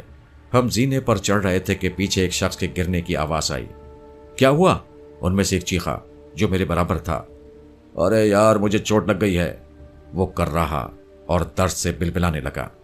2 آدمی میرے پاس رہ گئے، باقی 2 نچلی سیڑھیوں پر اتر گئے۔ مجھے ٹھہرا لیا گیا تھا۔ مجھے انکا کی مشکل کا اندازہ تھا۔ میرے ساتھ جو آدمی کھڑے تھے ان کے پستول تنے ہوئے تھے۔ جب انہوں نے اپنے ساتھی کی چیخیں سنی تو اندھیرے میں نیچے کی طرف دیکھا۔ کیا ہو گیا؟ میرے برابر کا شخص دھاڑا۔ شاید اس کا سر پھٹ گیا ہے، نیچے سے آواز آئی۔ پھر مکان میں سرگوشیاں گونجنے لگیں۔ ایک اور فلک شگاف چیخ نیچے سے ابھری۔ اسی لمحے ان کا میرے سر پر آئی اور مجھے سیکنڈوں میں ایک ہدایت دے کر چلی گئی۔ نیچے وہ شخص تڑپنے لگا۔ اپنے ساتھی کی دل دوز چیخیں سن کر میرے برابر کھڑے ہوئے 2 آدمی تجسس سے نیچے اپنے زخمی ساتھی کی طرف متوجہ ہو گئے۔ یہ دوسرا موقع تھا۔ پہلا موقع مجھ سے ضائع ہو چکا تھا، لیکن میں نے دوسرا موقع ہاتھ سے نہ جانے دیا۔ ان کے نیچے کی طرف متوجہ ہونے کی دیر تھی کہ میں نے برق رفتاری کے ساتھ اور اپنے جسم کی پوری قوت سے انہیں نیچے کی طرف دھکیل دیا۔ اسی وقت پستول چلنے کی آواز آئی، لیکن میں اس وقت تک اوپر کی سیڑھی پر پہنچ کر بالکونی کی آڑ میں ہو گیا تھا۔ میں نے اپنی پتلون کے اندرونی حصے سے ریوالور نکالا اور ابھی نیچے کی طرف فائر کرنے ہی والا تھا کہ نیچے سے فائرنگ کی آواز تیز ہو گئی اور ساتھ ہی چیخوں کی بھی۔ میں سمجھ گیا کہ ان کا اپنا کام کر چکی ہے۔ میں نے اطمینان سے ریوالور دوبارہ جیب میں رکھ لیا۔ تھوڑی دیر میں وہاں مکمل سکوت چھا چکا تھا اور ان کا میرے سر پر ہانپتی ہوئی آ چکی تھی۔ میں نے دیکھا کہ اس کا چہرہ تمتمایا ہوا تھا اور آنکھوں سے وحشت برس رہی تھی۔ وہ سب ختم ہو گئے ہیں، انکا نے تھکے ہوئے لہجے میں کہا۔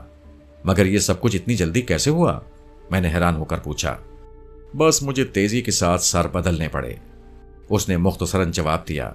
پھر کہنے لگی، میدان صاف ہے، تم یہاں سے فوراً چلے جانا، میں کچھ دیر بعد تمہارے سر پر آ جاؤں گی۔ میں نے تشکر اور احسان مندی کی نظروں سے اسے دیکھا۔ وہ اس عرصے میں پہلی بار مسکرائی اور میرے سر سے غائب ہو گئی۔ نیچے سیڑھیوں پر اترتے وقت اندازہ ہوا کہ وہاں خون ہی خون پڑا ہوا ہے۔ 6 انسانی لاشیں ادھر ادھر بکھری پڑی تھیں۔ میں اپنے جوتے خون سے بچاتا ہوا فوراً باہر آ گیا۔ ویگن میں سوار ہونے کے کچھ دیر بعد ہی میں اپنی گاڑی تک پہنچ گیا۔ میں نے ویگن وہیں چھوڑی، رومال سے اپنی انگلیوں کے نشانات صاف کر دیے۔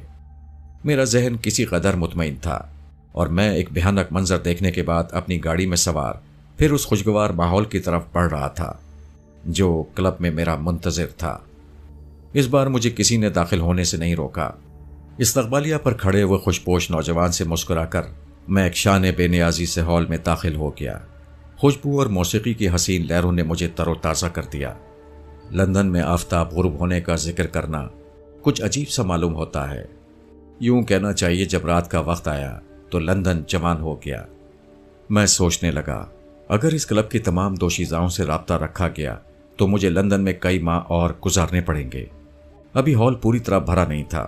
ارما بھی مجھے نظر آ رہی تھی۔ انکا کی عدم موجودگی سے مجھے ایسا محسوس ہو رہا تھا جیسے میں بے بس اور کمزور ہو گیا ہوں۔ میں انکا کے بارے میں سوچ رہا تھا اور تھوڑی دیر پہلے پیش آنے والے لرزہ خیز حادثے پر غور کر رہا تھا کہ اچانک سراغ رسا جم ایک حسین و جمیل لڑکی کے ساتھ ہال میں داخل ہوا۔ اس کی نگاہیں مجھے تلاش کر رہی تھیں۔ آج چونکہ میں نے شیروانی نہیں پہنی تھی اس لیے مجھ پر اس کی نظر فوراً نہیں پڑی۔ میں نے آگے بڑھ کر اس کا استقبال کیا۔ دولت علی، یہ ہے میری دوست مس جین۔ میں سمجھ گیا کہ یہ لڑکی جین کون ہو سکتی ہے۔ میں نے گرم جوشی سے اسے اپنی میز پر بیٹھنے کا اشارہ کیا۔ وہ دلچسپ اور معنی خیز نظروں سے مجھے دیکھتے ہوئے بیٹھ گئی۔ جن نے مجھ سے کہا، دولت علی، آج تم میری درخواست پر جین کے سامنے اپنی غیر معمولی طاقتوں کا مظاہرہ کرو گے۔ جین کے بارے میں کچھ بتاؤ۔ میں نے کنکیوں سے جین کے مشتاق چہرے کی طرف جائزہ لیا۔ وہ اپنے بارے میں جاننے کے لیے بے قرار نظر آ رہی تھی۔ ان کا ہوتی تو وہیں کچھ انکشافات کر دیتا جو یقیناً دھماکے ثابت ہوتے، لیکن میں ان کا کی واپسی کا انتظار کر رہا تھا۔ میں نے کچھ تحمل کی درخواست کی اور جین کی خدمت میں شیمپین کا ایک جام بنا کر پیش کیا۔ اس وقت میں راجہ اندر بنا بیٹھا تھا اور ارما اپنی سہیلیوں کو رات کی جیت کے متعلق خوش ہو کر تفصیلات بتا رہی تھی۔ ارما کی گفتگو سے جین کا تاثر لینا ضروری تھا۔ میں صرف اس کا چہرہ دیکھ رہا تھا۔ وہ سنجیدگی سے شیمپین کے چھوٹے چھوٹے گھونٹ لے رہی تھی اور ارما کی باتیں بڑے انعماق سے سن رہی تھی۔ آج میں نے ارما کے بجائے کسی اور نازنین سے راز و نیاز بڑھانے کا ارادہ کیا تھا۔ لندن میں غلام ملک کا ایک باسی یہی کر سکتا تھا۔ وہ اپنے حاکموں کی خوبصورت دوشیزاؤں کے پہلو میں بیٹھ کر اپنی بھڑاس نکال سکتا تھا۔ جب سے جین نظر آئی تھی میرے حواس معطل ہونے لگے تھے۔ رات گئے ان کا میرے سر پر آ گئی۔ اس کا چہرہ سرخ ہو رہا تھا۔ وہ بڑی حشاش بشاش نظر آ رہی تھی۔ شوخی سے بولی، جمیل تم رات بھر جاگو اور میں اب سوتی ہوں۔ اور میں واقعی جاگتا رہا۔ صبح کے وقت تکان سے میری آنکھیں بند ہونے لگیں۔ مجھے یاد نہیں کہ وقت کیا ہوا ہوگا جب نیند نے مجھ پر غلبہ پایا۔ مجھے صرف اتنا یاد ہے کہ میں نے خواب میں کلپنا کو دیکھا۔ وہ میرے سراہنے بیٹھی مجھے غور سے تک رہی تھی۔ میں اسے اچانک دیکھ کر حیرت زدہ رہ گیا۔ اس کے بال کھلے ہوئے تھے اور چہرے سے پریشانی نظر آ رہی تھی۔ اس کا حسن سوگوار تھا اور وہ کسی دیوی کی طرح ساکت نظر آ رہی تھی۔ میرے پوچھنے پر اس کے خوبصورت لب ہلے اور وہ اتنا کہہ کر غائب ہو گئی، جمیل احمد خان۔ سیاہ بادل چھٹ گئے۔ اب آکاش صاف ہے اور 2 موسم بیت چکے ہیں، یہ کہہ کر وہ غائب ہو گئی اور میری آنکھ کھل گئی۔ میں نے اپنے سر کی جانب دیکھا، ان کا غافل سو رہی تھی۔ خواب میں کلپنا کی آمد بے مقصد نہیں تھی۔ میں اس خواب سے پہلے ہی پریشان تھا کہ صبح ہی صبح ارما کی موجودگی میں سارا کو دیکھ کر وحشت دو چند ہو گئی۔ لندن میں قیام کے دوران حسین و جمیل سارا سے جو ایک ربط خاص پیدا ہو گیا تھا، اس کا تقاضا یہ تھا کہ وہ میرے کمرے میں ارما کی موجودگی سے لا علم رہے، حالانکہ اب اس کی ضرورت نہیں تھی۔ مجھے جلد ہی ہندوستان واپس جانا چاہیے تھا۔ یہاں آئے خاصے دن گزر چکے تھے۔ ادھر بدری نارائن پر کالی کا تحفظ ختم ہو چکا تھا۔ اب اس کمینے کو خون کے آنسو رلانا تھا۔ جس وقت سے میں نے خواب میں کلپنا کو دیکھا تھا، مجھے یہ سارا رنگین ماحول بے کیف معلوم ہو رہا تھا۔ اس شہر سے میرا دل اچاٹ ہو چکا تھا۔ لندن کی دلکش فضاؤں اور مہوشوں کے جلووں میں کھو کر میں اپنے سب سے بڑے دشمن بدری نارائن کو کسی حد تک بھول چکا تھا۔ سینے پر ایک بوجھ سا پھر محسوس ہونے لگا۔ بدری کے لگائے ہوئے تمام زخم تازہ ہونے لگے۔ جیل کی اذیتیں اور تر تر بھٹکنے کی صحبتیں، بھیک مانگنے کے شرمناک واقعے اور نرگس و مالا کے دلخراش صدمے۔ ایک حادثہ ہوتا تو بھلا دیتا، ایک ثانیہ ہوتا تو بھول جاتا۔ یہ سلسلہ تو بہت طویل تھا۔ جب کلپنا نے خواب میں مجھے یہ نوید دی کہ بادل چھٹ گئے ہیں، تو پھر مجھے سارا کی آمد بھی بری لگنے لگی۔ رات کو 6 ہلاکتوں کا تقدر ذہن پر طاری تھا۔ سارا آ گئی۔ میں نے سارا سے پوچھا، یہ تم صبح ہی صبح کیسے آ گئی؟ خیریت تو ہے؟ دولت علی۔ سارا اضطراب میں اب میرے سینے سے لگ گئی تھی۔ دولت علی، مجھے رات بھر نیند نہیں آئی ہے۔ اب وہ گھر مجھے کاٹ کھانے کو دوڑتا ہے۔ یا تو تم مجھے یہیں بلوا لو یا خود میرے گھر میں منتقل ہو جاؤ۔ جب سے سارا کے باپ کا قتل ہوا تھا، وہ اسی طرح حواس باختہ نظر آتی تھی۔ میں نے اس کی تھوڑی اوپر اٹھا کر کہا، ارے نہیں سارا، تم اتنی بزدل کب سے ہو گئی؟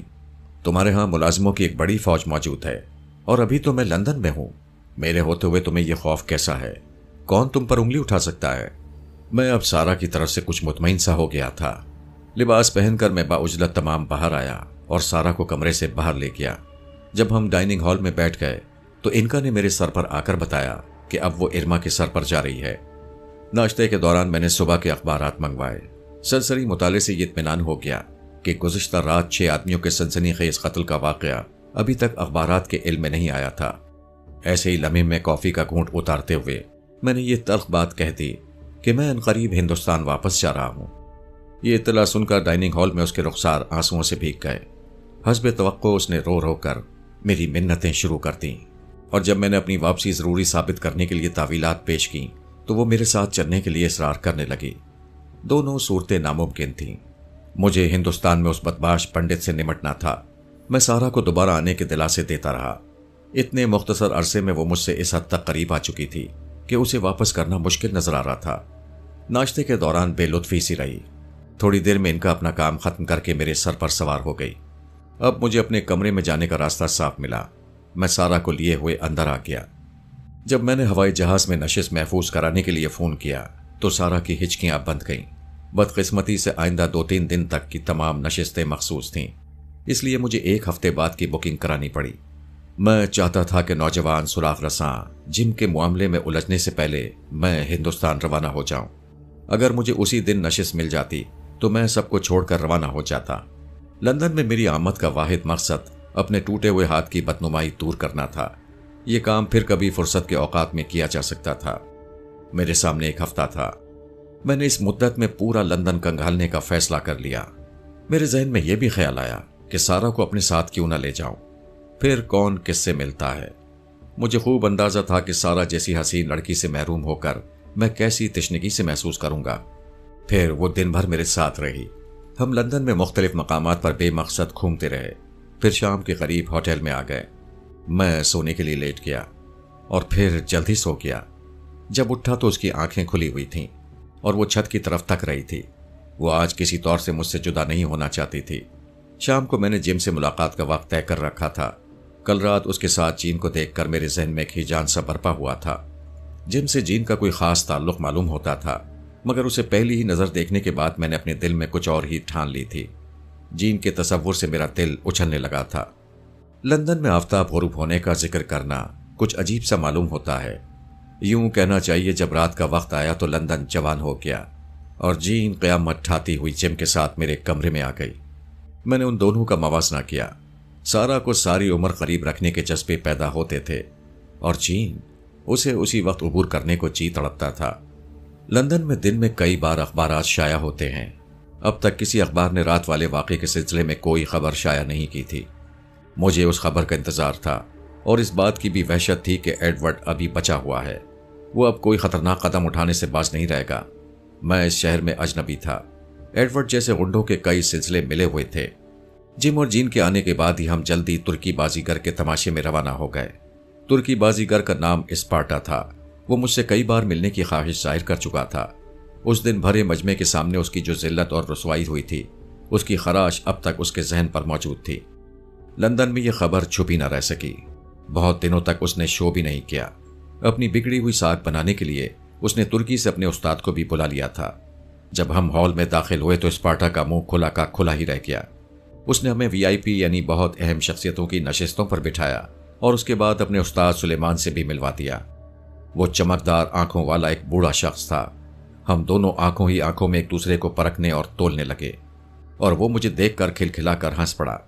جین جو میرے پہلو میں بیٹھی تھی مجھ سے آنکھیں چڑھا کر بولنے لگی، دولت علی، آپ نے ہمیں رات کو کچھ نہیں بتایا؟ آج میں آپ کو بہت سی باتیں بتاؤں گا، میں نے معنی خیز انداز میں کہا۔ سنا ہے کلب کی ساری خواتین آپ سے متاثر ہیں؟ ارے یوں ہی خامخواہ تشہیر ہو گئی ہے، مگر آپ کے بارے میں مجھے ضرور بہت کچھ پتا ہے، میں نے اسے کن آنکھیوں سے دیکھ کر کہا۔ مثلاً کیا کیا؟ بتائیے نا، وہ مچل کر بولی۔ یہی کہ آپ بے حد حسین، بہت حسین اور بے انتہا حسین ہے۔ اور وہ کھلکھلا کر ہنس پڑی۔ اسٹیج پر اسپارٹا پہنچا اور اس نے تماشائیوں کو اپنے شعبدوں کے بارے میں بتایا اور اپنا تفصیلی تعارف خود کرایا۔ پھر اس کا استاد اسٹیج پر آ گیا۔ استاد کی تعریف میں اسپارٹا نے زمین و آسمان کے قلابے ملا دیے۔ میں نے اس موقع پر انکا سے پوچھا، یہ شخص کچھ جانتا ہے؟ یہ شخص تم پر بھاری پڑ سکتا ہے، اسے اپنے فن میں کمال حاصل ہے۔ انکا نے پہلی بار سنجیدگی اختیار کی۔ کیا جین کے سامنے توہین کرا ہوگی؟ اسے یہاں لانے کا کیا مطلب ہے؟ میں نے برہمی سے کہا۔ کیا جین تمہیں پسند آ گئی ہے؟ انکا نے اٹلا کر کہا۔ اس کے بغیر لندن کا سفر ادھورا رہے گا، مگر وہ جم کی امانت ہے، امانت میں خیانت کرنا جرم ہے۔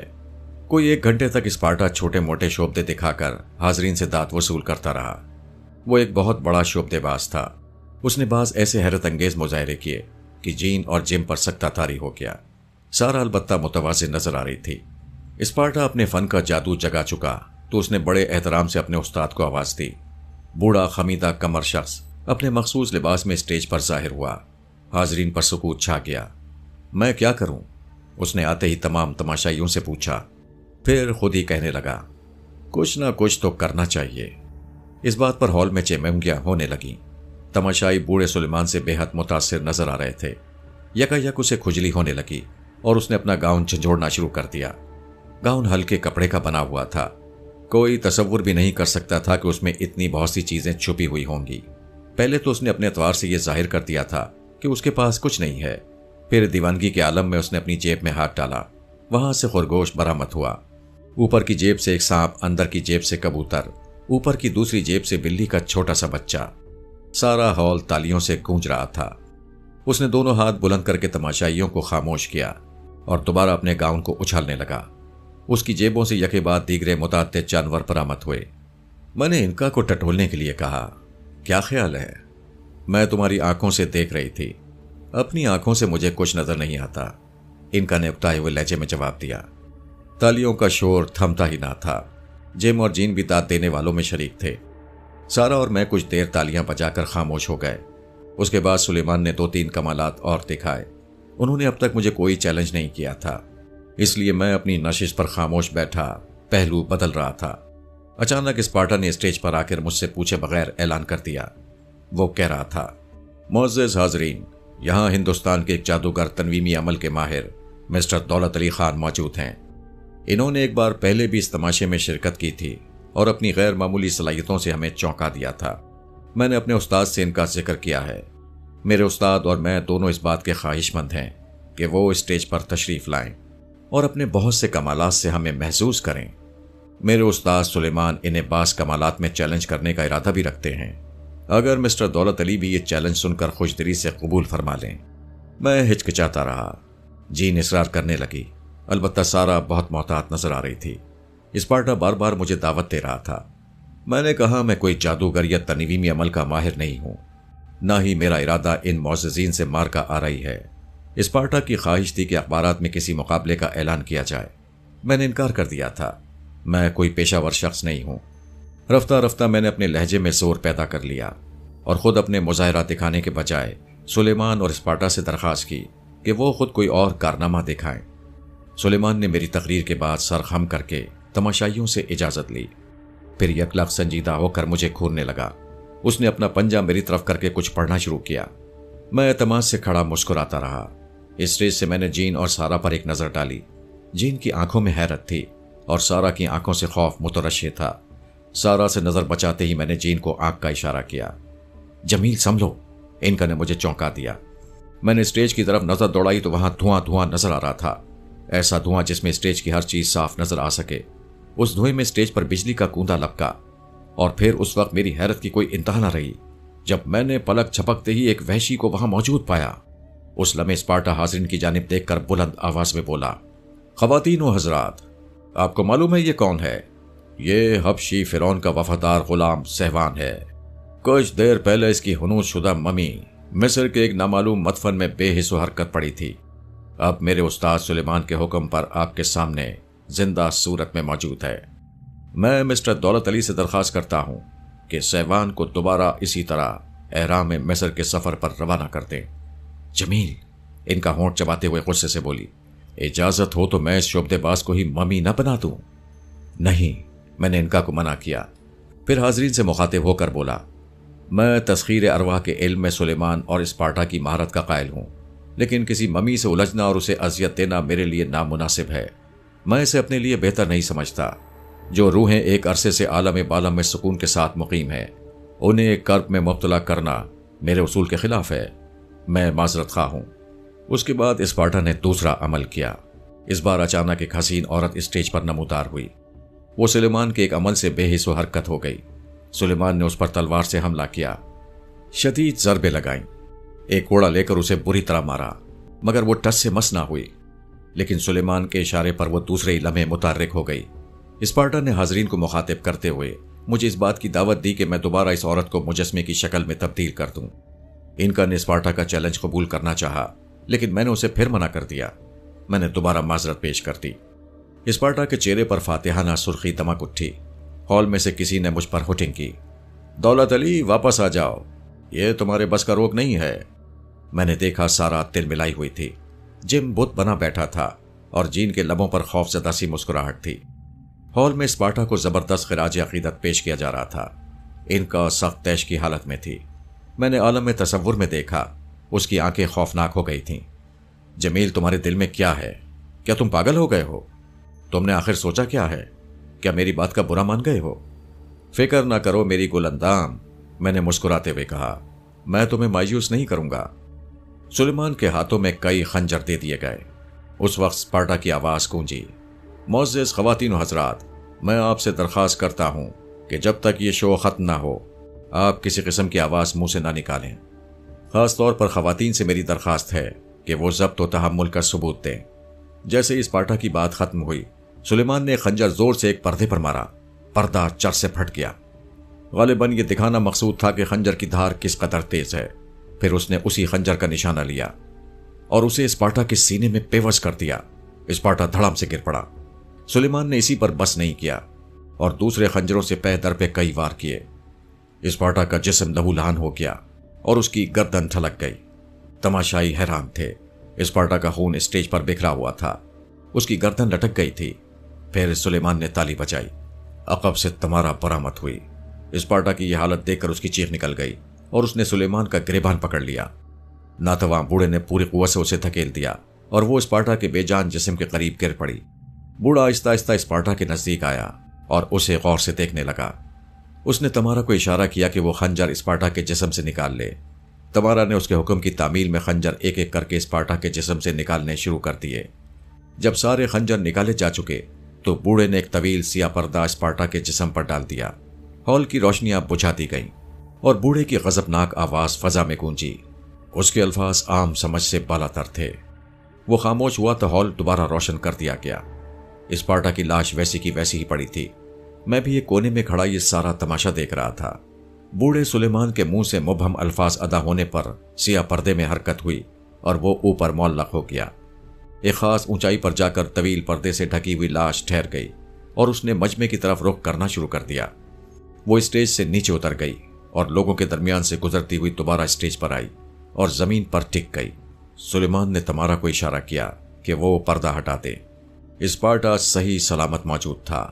वो एक अंगड़ाई लेकर उठा और उसने तमाशाइयों की तरफ दाद तलब निगाह डाली। हॉल में एक शोर बरपा था। कोई 5 मिनट तक लोग तालियां बजाते और शोर करते रहे।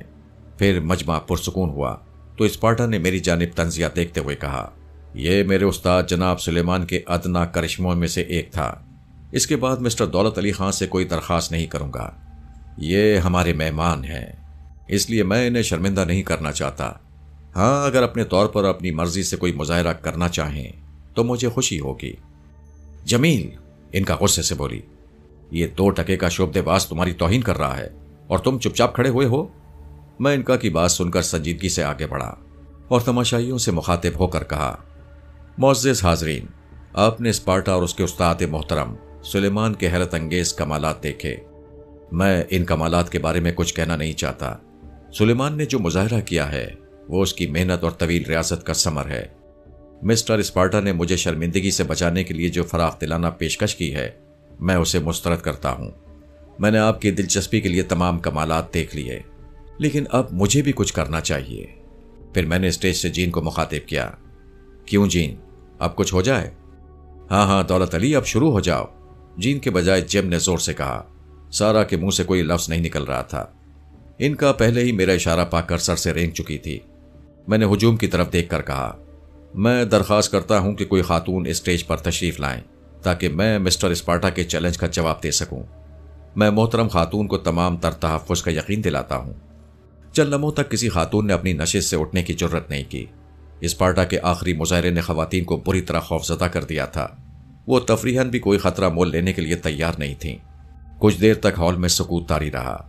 फिर मैंने खुद एक दुबली पतली लड़की को इशारा किया। वो शर्माने लगी, लेकिन मेरे इसरार से स्टेज पर आ ही गई। तमाशाइयों ने उस लड़की की जुर्रत देखकर तालियां बजाईं। उसका नाम सोजी था। मैंने शफकत भरी नजरों से उसे देखा और उसकी पीठ ठोंक कर साबित कदम रहने पर जोर दिया। उसके स्टेज पर आने के बाद मैं किसी माहिर शोबदेबाज की तरह उछलकर कूदता हुआ अपने सर पैर फेंकता रहा। मैंने हिंदुस्तानी पंडितों के अंदाज में ओल जलूल हरकतें की, जिनका मुझे गहरा तजुर्बा था। फिर मैंने सारा और जीन की तरफ देखा और पूछा, इजाजत है? उन्होंने अज़बात में सर हिलाया। ठीक है, मैंने कहा और सूजी को मुखातिब किया। लड़की, तुम जान गई हो कि मैं कौन हूं। मैं दौलत अली तुम्हें हुक्म देता हूं कि सच्चे दिल से इनका देवी का नाम लो और आगे बढ़कर इस चर्ब ज़बान शख्स स्पार्टा को अपनी उंगली पर उठाने की कोशिश करो। दुबली पतली सूजी गैर मामूली तेजी से आगे बढ़ी। स्पार्टा मजे के खेज अंदाज में मुस्कुरा रहा था, लेकिन वो उस वक्त भी दंग रह गया जब सूजी ने अपने दोनों हाथ ऊपर उठाकर उसे फजा में उछाल दिया, और जब वो गिरने लगा तो एक उंगली पर उसका जिस्म रोक लिया। लड़की का हाथ बुलंद था और स्पार्टा उसकी उंगली पर फजा में ठहरा हुआ था। हुजूम को सांप सूंघ गया था। लड़की के बुलंद हाथ की सिर्फ एक उंगली पर लही मुशई में स्पार्टा चारों खाने चित उठा हुआ था। मैंने सुलेमान को मुखातिब किया। उस्ताद मोहतरम, क्या आप इस लड़की की तरह मुझे या स्पार्टा को अपनी उंगली पर उठाने की जहमत गवारा करेंगे? जीन की आंखें हैरत से फटी हुई थीं।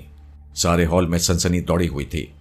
मिस्टर स्पार्टा, मैंने उसे फिर मुखातिब किया, क्या तुम इतने मजबूर हो गए कि कमजोर लड़की की उंगली से नीचे नहीं आ सकते? स्पार्टा बुरी तरह उछल रहा था, लेकिन वो उस मजबूत उंगली से निजात पाने में नाकाम हो गया था। उसका उस्ताद सुलेमान भी परेशान था। स्पार्टा दहशतज़दा था और शिकस्त कबूल करने पर आमादा नजर नहीं आता था। मैंने सुलेमान को दोबारा ललकारा। वो लड़की सूजी उसी तरह खड़ी थी जैसे उसकी उंगली पर कोई खिलौना हो। रफ्ता रफ्ता हॉल में सरगोशियां उभरने लगीं, फिर कहके लगने शुरू हो गए। इस हंगामे से मुझे खूब लुत्फ आ रहा था। मैं अपनी हंसी जब्त न कर सका। सुलेमान और उसके पूरे ताइफे पर सोग तारी था। स्पार्टा जब खूब उछल कूद मचा चुका तो मैंने सुलेमान की तरफ देखा। क्या ख्याल है? मैंने कहा। सुलेमान ने मुझे इशारा किया और मैंने लड़की को हुक्म दिया। अच्छी लड़की, प्यारी सूजी, तुम थक तो नहीं गई? नहीं, मैं इसे सारे हॉल में घुमा सकती हूं। इसका वजन ही क्या है? सूजी ने जवाब दिया। तो फिर जरा अपनी कुव्वत का मुजाहरा करो। सूजी अपनी उंगली पर आसानी से स्पार्टा को लिए हुए स्टेज की सीढ़ियों से नीचे उतरी और हॉल का एक चक्कर लगाकर वापस आ गई। ये एक दिलचस्प तफरीह साबित हुई। लोगों ने अपनी नशिस्तों से खड़े होकर स्पार्टा से दिल लगी की, जो नीचे उतरने की तमाम तर कोशिशों के बावजूद नाकाम हो गया था। अच्छा, अब इसे नीचे उतार दो, बेचारा थक गया होगा, मैंने हुक्म दिया। लड़की ने एक झटके से स्पार्टा को जमीन पर पटक दिया। वो एक चीख मारकर उठा और मेरे पास आकर मेरी कमर ठोंकने लगा। इनका मेरे सर पर आ गई थी और हॉल तालियों के शोर में गूंज रहा था। जब इनका किसी के सर पर चली जाए तो क्या होता है। मैंने जो चाहा वो सुलेमान से करवा दिया। उसकी बड़ी रुसवाई हुई। मैंने उसे स्टेज पर मुर्गा बनवा दिया। मैंने स्पार्टा के गाल पर तमाचे लगवाए। मैंने उससे उसके शागिर्द के मुंह पर थुकवा दिया। मैंने उसे कुत्ते की तरह भौंकने पर मजबूर कर दिया। वो बिल्ली की तरह म्याऊं म्याऊं में बोला। उसने अपने बालाई कपड़े उतार दिए। मेरे इशारे पर वो ज़ारो कतार रोने लगा और फिर बेतहाशा हंसने भी लगा। उस शब क्या क्या ना हुआ। कम वक्त स्पार्टा मुझे कई बार परेशान कर चुका था। अब उसे मजा तो चकाना ही था। जीन पूरी तरह मुतासिर नजर आ रही थी। मैंने सुलेमान को हुक्म दिया कि वो उसके पैरों पर पड़कर माफी मांगे और एतराफ करे कि उसने शिकस्त कबूल कर ली है। बूढ़ा सुलेमान जीन के कदमों में जाकर झुक गया और गिड़गिड़ाकर माफी मांगने लगा। उसके बाद जल्द ही हम उमराए लंदन क्लब की तरफ रवाना हो गए। हम उमराए लंदन के क्लब की तरफ जा रहे थे।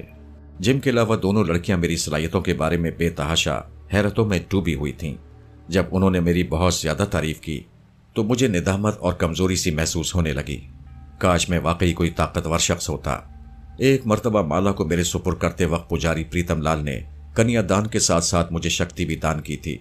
उस शक्ति ने कई जगह मेरा तहफ़्फ़ुज़ किया था, फिर भी उससे कुछ ज्यादा फायदा नहीं उठा सका था। इसलिए मुझे उससे फायदा उठाने के गुर मालूम नहीं थे। फिर कल्पना ने मेरी मदद की। मैंने अपनी आंखों से बद्री नारायण और साधु जगदेव और प्रीतम लाल की शक्ति देखी थी। मैंने बरकाती शाह के साथ जितने दिन गुजारे और उसकी जितनी करामतें देखी, वो अगर ये लोग देख लेते तो न जाने इनका क्या हाल होता। मेरी तारीफ इनका की तारीफ थी। सारा जिम और जीन को क्या मालूम था कि मैं एक हाथ से माजूर शख्स, इस जिस्मानी सिकम के सिवा मुझे कोई और रूहानी कुव्वत भी नहीं है। वो तो छोटी सी खूबसूरत सी दोशीज़ा है जो ये मोहम्मद सर करती है और जिसे कोई भी मुझसे छीन सकता है। उस रात मुझे अपनी कम हैसियती का शदीद एहसास हुआ। मेरा तसव्वुर मुझे फिर हिंदुस्तान में ले गया। मैं ख्यालों के दोष पर प्रीतम लाल के उस हरे भरे स्थान पर पहुंचा जहां कलदीप बैठी माला जप रही होगी और तजीन उसकी कुटिया में पानी ला रही होगी। जिम, जीन और सारा में स्पार्टा से होने के मुकाबले पर बहस हो रही थी। اور میں سوچ رہا تھا کہ ہندوستان واپس جا کر مجھے کلدیپ کے ساتھ کوئی تپسیا شروع کر دینی چاہیے۔ کلب میں داخل ہو کر مجھ پر اداسی طاری رہی۔ کلب کا ماحول وہی تھا جس کا تذکرہ میں پہلے بھی کر چکا تھا۔ ہم سب ایک بڑی میز پر بیٹھ گئے۔ سارا نے مجھے ٹٹولا کہ مجھے اچانک کیا ہو گیا ہے۔ پھر ہم میز پر آ گئے۔ اسی وقت ایک بہرا میرے پاس آیا اور اس نے مجھ سے پریشانی کے لہجے میں جم کے بارے میں پوچھا۔ ان کا ایک اہم فون آیا ہے، وہ وہاں رقص کر رہا ہے۔ میں نے اس کی طرف اشارہ کر کے کہا۔ جم رقص چھوڑ کر مجھ سے معذرت چاہتا ہوا کلب کے دفتر پہنچ گیا اور تھوڑی دیر میں پریشان سا میرے پاس آیا۔ میں معذرت چاہتا ہوں، وہ کہنے لگا۔ مجھے ہیڈ کوارٹر طلب کیا گیا ہے۔ پولیس کو ایک مکان سے 6 لاشیں دستیاب ہوئی ہیں، مجھے فوراً جانا ہوگا۔ 6 آدمیوں کی لاشیں؟ میں نے تعجب سے پوچھا۔ یہ تو خاصا بڑا کیس ہے۔ جم کی زبانی یہ خبر سن کر مجھے تشویش ہونے لگی۔ ہاں، حالانکہ اس قسم کے معاملات سے میرا کوئی تعلق نہیں ہے، لیکن پرانے دوست کسی بھی پیچیدہ معاملے میں مجھے طلب کر لیتے ہیں۔ کیا میں تمہارے ساتھ چلوں؟ میں نے کہا۔ اس وقت نہیں، لیکن شاید مجھے تمہاری ضرورت پڑے۔ رات گزر رہی تھی۔ اسی اثنا میں میرے نام جم کا فون آیا۔ وہ مجھ سے ہیڈ کوارٹر آنے کی درخواست کر رہا تھا۔ یہ بات میرے لیے خاصی تشویشناک تھی، لیکن مجھے یہ معاملہ جلد سے جلد ختم کرنے کے لیے فوراً یہاں سے روانہ ہونا چاہیے تھا۔ جین اور سارا کو معاملے کی نوعیت بتا کر ہم نے وہاں سے اٹھنے کا ارادہ کیا۔ ہم فوراً کلب سے اٹھ آئے۔ جین اپنی گاڑی میں مجھے ہیڈ کوارٹر چھوڑتی ہوئی وہاں سے رخصت ہو گئی۔ سارا بھی اس کے ساتھ تھی۔ مجھے ایک سپاہی نے عزت کے ساتھ ایک کمرے میں بٹھا دیا جہاں برطانیہ کے ماہر سراغ رساں اور پولیس افسر موجود تھے۔ جم نے ان سب سے میرا تعارف کرایا۔ ان سب کو میری ظاہری حالت پر یقیناً حیرت ہوئی ہوگی۔ جم نے مجھے تفصیل سے اس مکان کا محل وقوع اور قتل ہونے والے 6 آدمیوں کی زندگی کے متعلق بتایا۔ وہ 6 آدمی پہلے بھی کئی جرائم میں ملوث ہو چکے تھے اور لندن میں شورا پوش غنڈوں کی حیثیت سے مشہور تھے۔ یہ حادثہ پولیس کے علم میں دیر سے آیا، اس لیے کہ اس مکان میں عرصے سے کوئی مقیم نہیں تھا۔ لیکن ہوا یہ کہ ایک اور جرائم پیشہ شخص ایک لڑکی کو اغوا کر کے اپنی ہوس پوری کرنے کے لیے وہاں لے گیا۔ جب وہ اندر داخل ہوا تو اسے ایک ساتھ 6 لاشیں خون میں لت پت نظر آئیں۔ وہ شخص یہ خونی منظر دیکھ کر پہلے تو حواس باختہ ہوا، پھر اس نے مقتولوں کی جیبوں کی تلاشی لی اور ان کے پستول اپنی جیب میں بھرنے شروع کر دیے۔ مظلوم لڑکی جو کسی ایسے ہی موقع کی منتظر تھی وہاں سے فرار ہونے میں کامیاب ہو گئی اور اس نے آتے ہی پولیس کو اس دہشت انگیز واردات سے مطلع کیا۔ پولیس جب وہاں پہنچی تو لڑکی کو اغوا کرنے والا مجرم غائب تھا اور وہاں زینے پر 6 لاشیں پڑی ہوئی تھیں۔ ان کے ہاتھ میں کوئی پستول نہیں تھا۔ میں نے یہ تمام واقعہ پوری توجہ اور سنجیدگی سے سنا۔ میں فوراً ایڈورڈز کا نام بھی نہیں لے سکتا تھا۔ میں انہیں کیا بتاتا کہ میں خود ہی اس واقعے کا شاہد ہوں اور یہ قتل میری انکا کی طاقت کا کرشمہ ہے۔ عجیب دلچسپ بات تھی کہ جو شخص اس خونی واردات کی بنیاد تھا اس سے رہنمائی اور سچائی کے لیے کہا جا رہا تھا۔ ایڈورڈ سے کوئی سلسلے ملا تھا تو خود اپنے ملوث ہونے کا اندیشہ تھا۔ جم نے مجھے الجھن میں مبتلا کر دیا۔ کاش مجھے سیٹ مل جاتی اور آج ہی میں لندن سے روانہ ہو جاتا۔ افسران میرے چہرے کی طرف مزے کے خیز انداز میں دیکھ رہے تھے اور جم بار بار مجھ سے کہہ رہا تھا، دولت علی، لارڈ اسمتھ کے کیس میں تم نے منٹوں میں اصل قاتل کا چہرہ بے نقاب کر دیا تھا۔ اس معاملے میں بھی ہمیں کچھ بتاؤ۔ مجھے کچھ غور کرنے کے لیے وقت دو جم، یہ کیس خاصا پیچیدہ معلوم ہوتا ہے۔ مجھے یقین ہے کہ تم کوئی جادو کر دکھاؤ گے۔ میں نے اپنے دوستوں سے تمہارا بڑا تذکرہ کیا ہے، جم جوش میں کہنے لگا۔ میں نے اپنی گردن جھکا لی۔ ایک افسر نے بڑھ کر مجھے سگریٹ پیش کیا اور میرے ہاتھ میں ایک جام تھما دیا۔ میں نے کچھ توجہ دیے بغیر اسے اپنے حلق میں انڈیل لیا۔ اس وقت میرا ذہن کسی کہانی کا تانا بانا بننے میں مصروف تھا، مگر کوئی سرا مل نہیں رہا تھا۔ قتل کے وقت ایڈورڈ کلب میں موجود تھا۔ بدقسمتی سے مقتولوں کے پستول چھن گئے تھے جن سے ان کے اپنے نشانات کا پتہ چلتا۔ مجھے تذبذب میں گھرا ہوا دیکھ کر جم جوشیلے انداز میں اپنے دوست افسران کو اسپارٹا سے میرے مقابلے کا واقعہ سنانے لگا۔ وہ شاید اپنے دوستوں کو یہ باور کرانا چاہتا تھا کہ اس نے مجھے بلا کر کوئی غلط انتخاب نہیں کیا ہے۔ خوب، یک یک میری آواز گونجی۔ عذراہ کرم مجھے ایک جام اور عطا کیجیے، یہ واقعہ خاصا دلچسپ معلوم ہوتا ہے۔ کیا تم نے کوئی نتیجہ اخذ کیا؟ وہ جلدی سے بولا۔ کوئی خاص نہیں، میں ابھی کچھ نہیں کہہ سکتا، لیکن یہ بھی تو ممکن ہے کہ ان لوگوں نے ایک دوسرے کو قتل کیا ہو۔ میں نے کچھ سوچتے ہوئے کہا۔ اس کا کوئی جواز تو ہوگا؟ ایک پولیس افسر نے پوچھا۔ جواز بظاہر صاف ہے، اختلاف کسی بھی مسئلے پر۔ دنیا میں ہر خون خرابے کی وجہ اختلاف ہے۔ جم بوکھلایا ہوا تھا۔ इधर मैं परेशान था कि कौन सा जवाब दूं। जिम की बौखलाहट की वजह यह होगी कि उसे मेरी खामोशी पर अपने दोस्तों के सामने नादिम होना पड़ेगा। मैंने उन लोगों की तवज्जो हटाने के लिए माहौल खुशगवार बनाना चाहा। मैं उस वक्त बरतानिया की पुलिस के माहिरों के दरमियान बैठा हुआ था। मैं कौन था वो बेचारे नहीं जानते थे।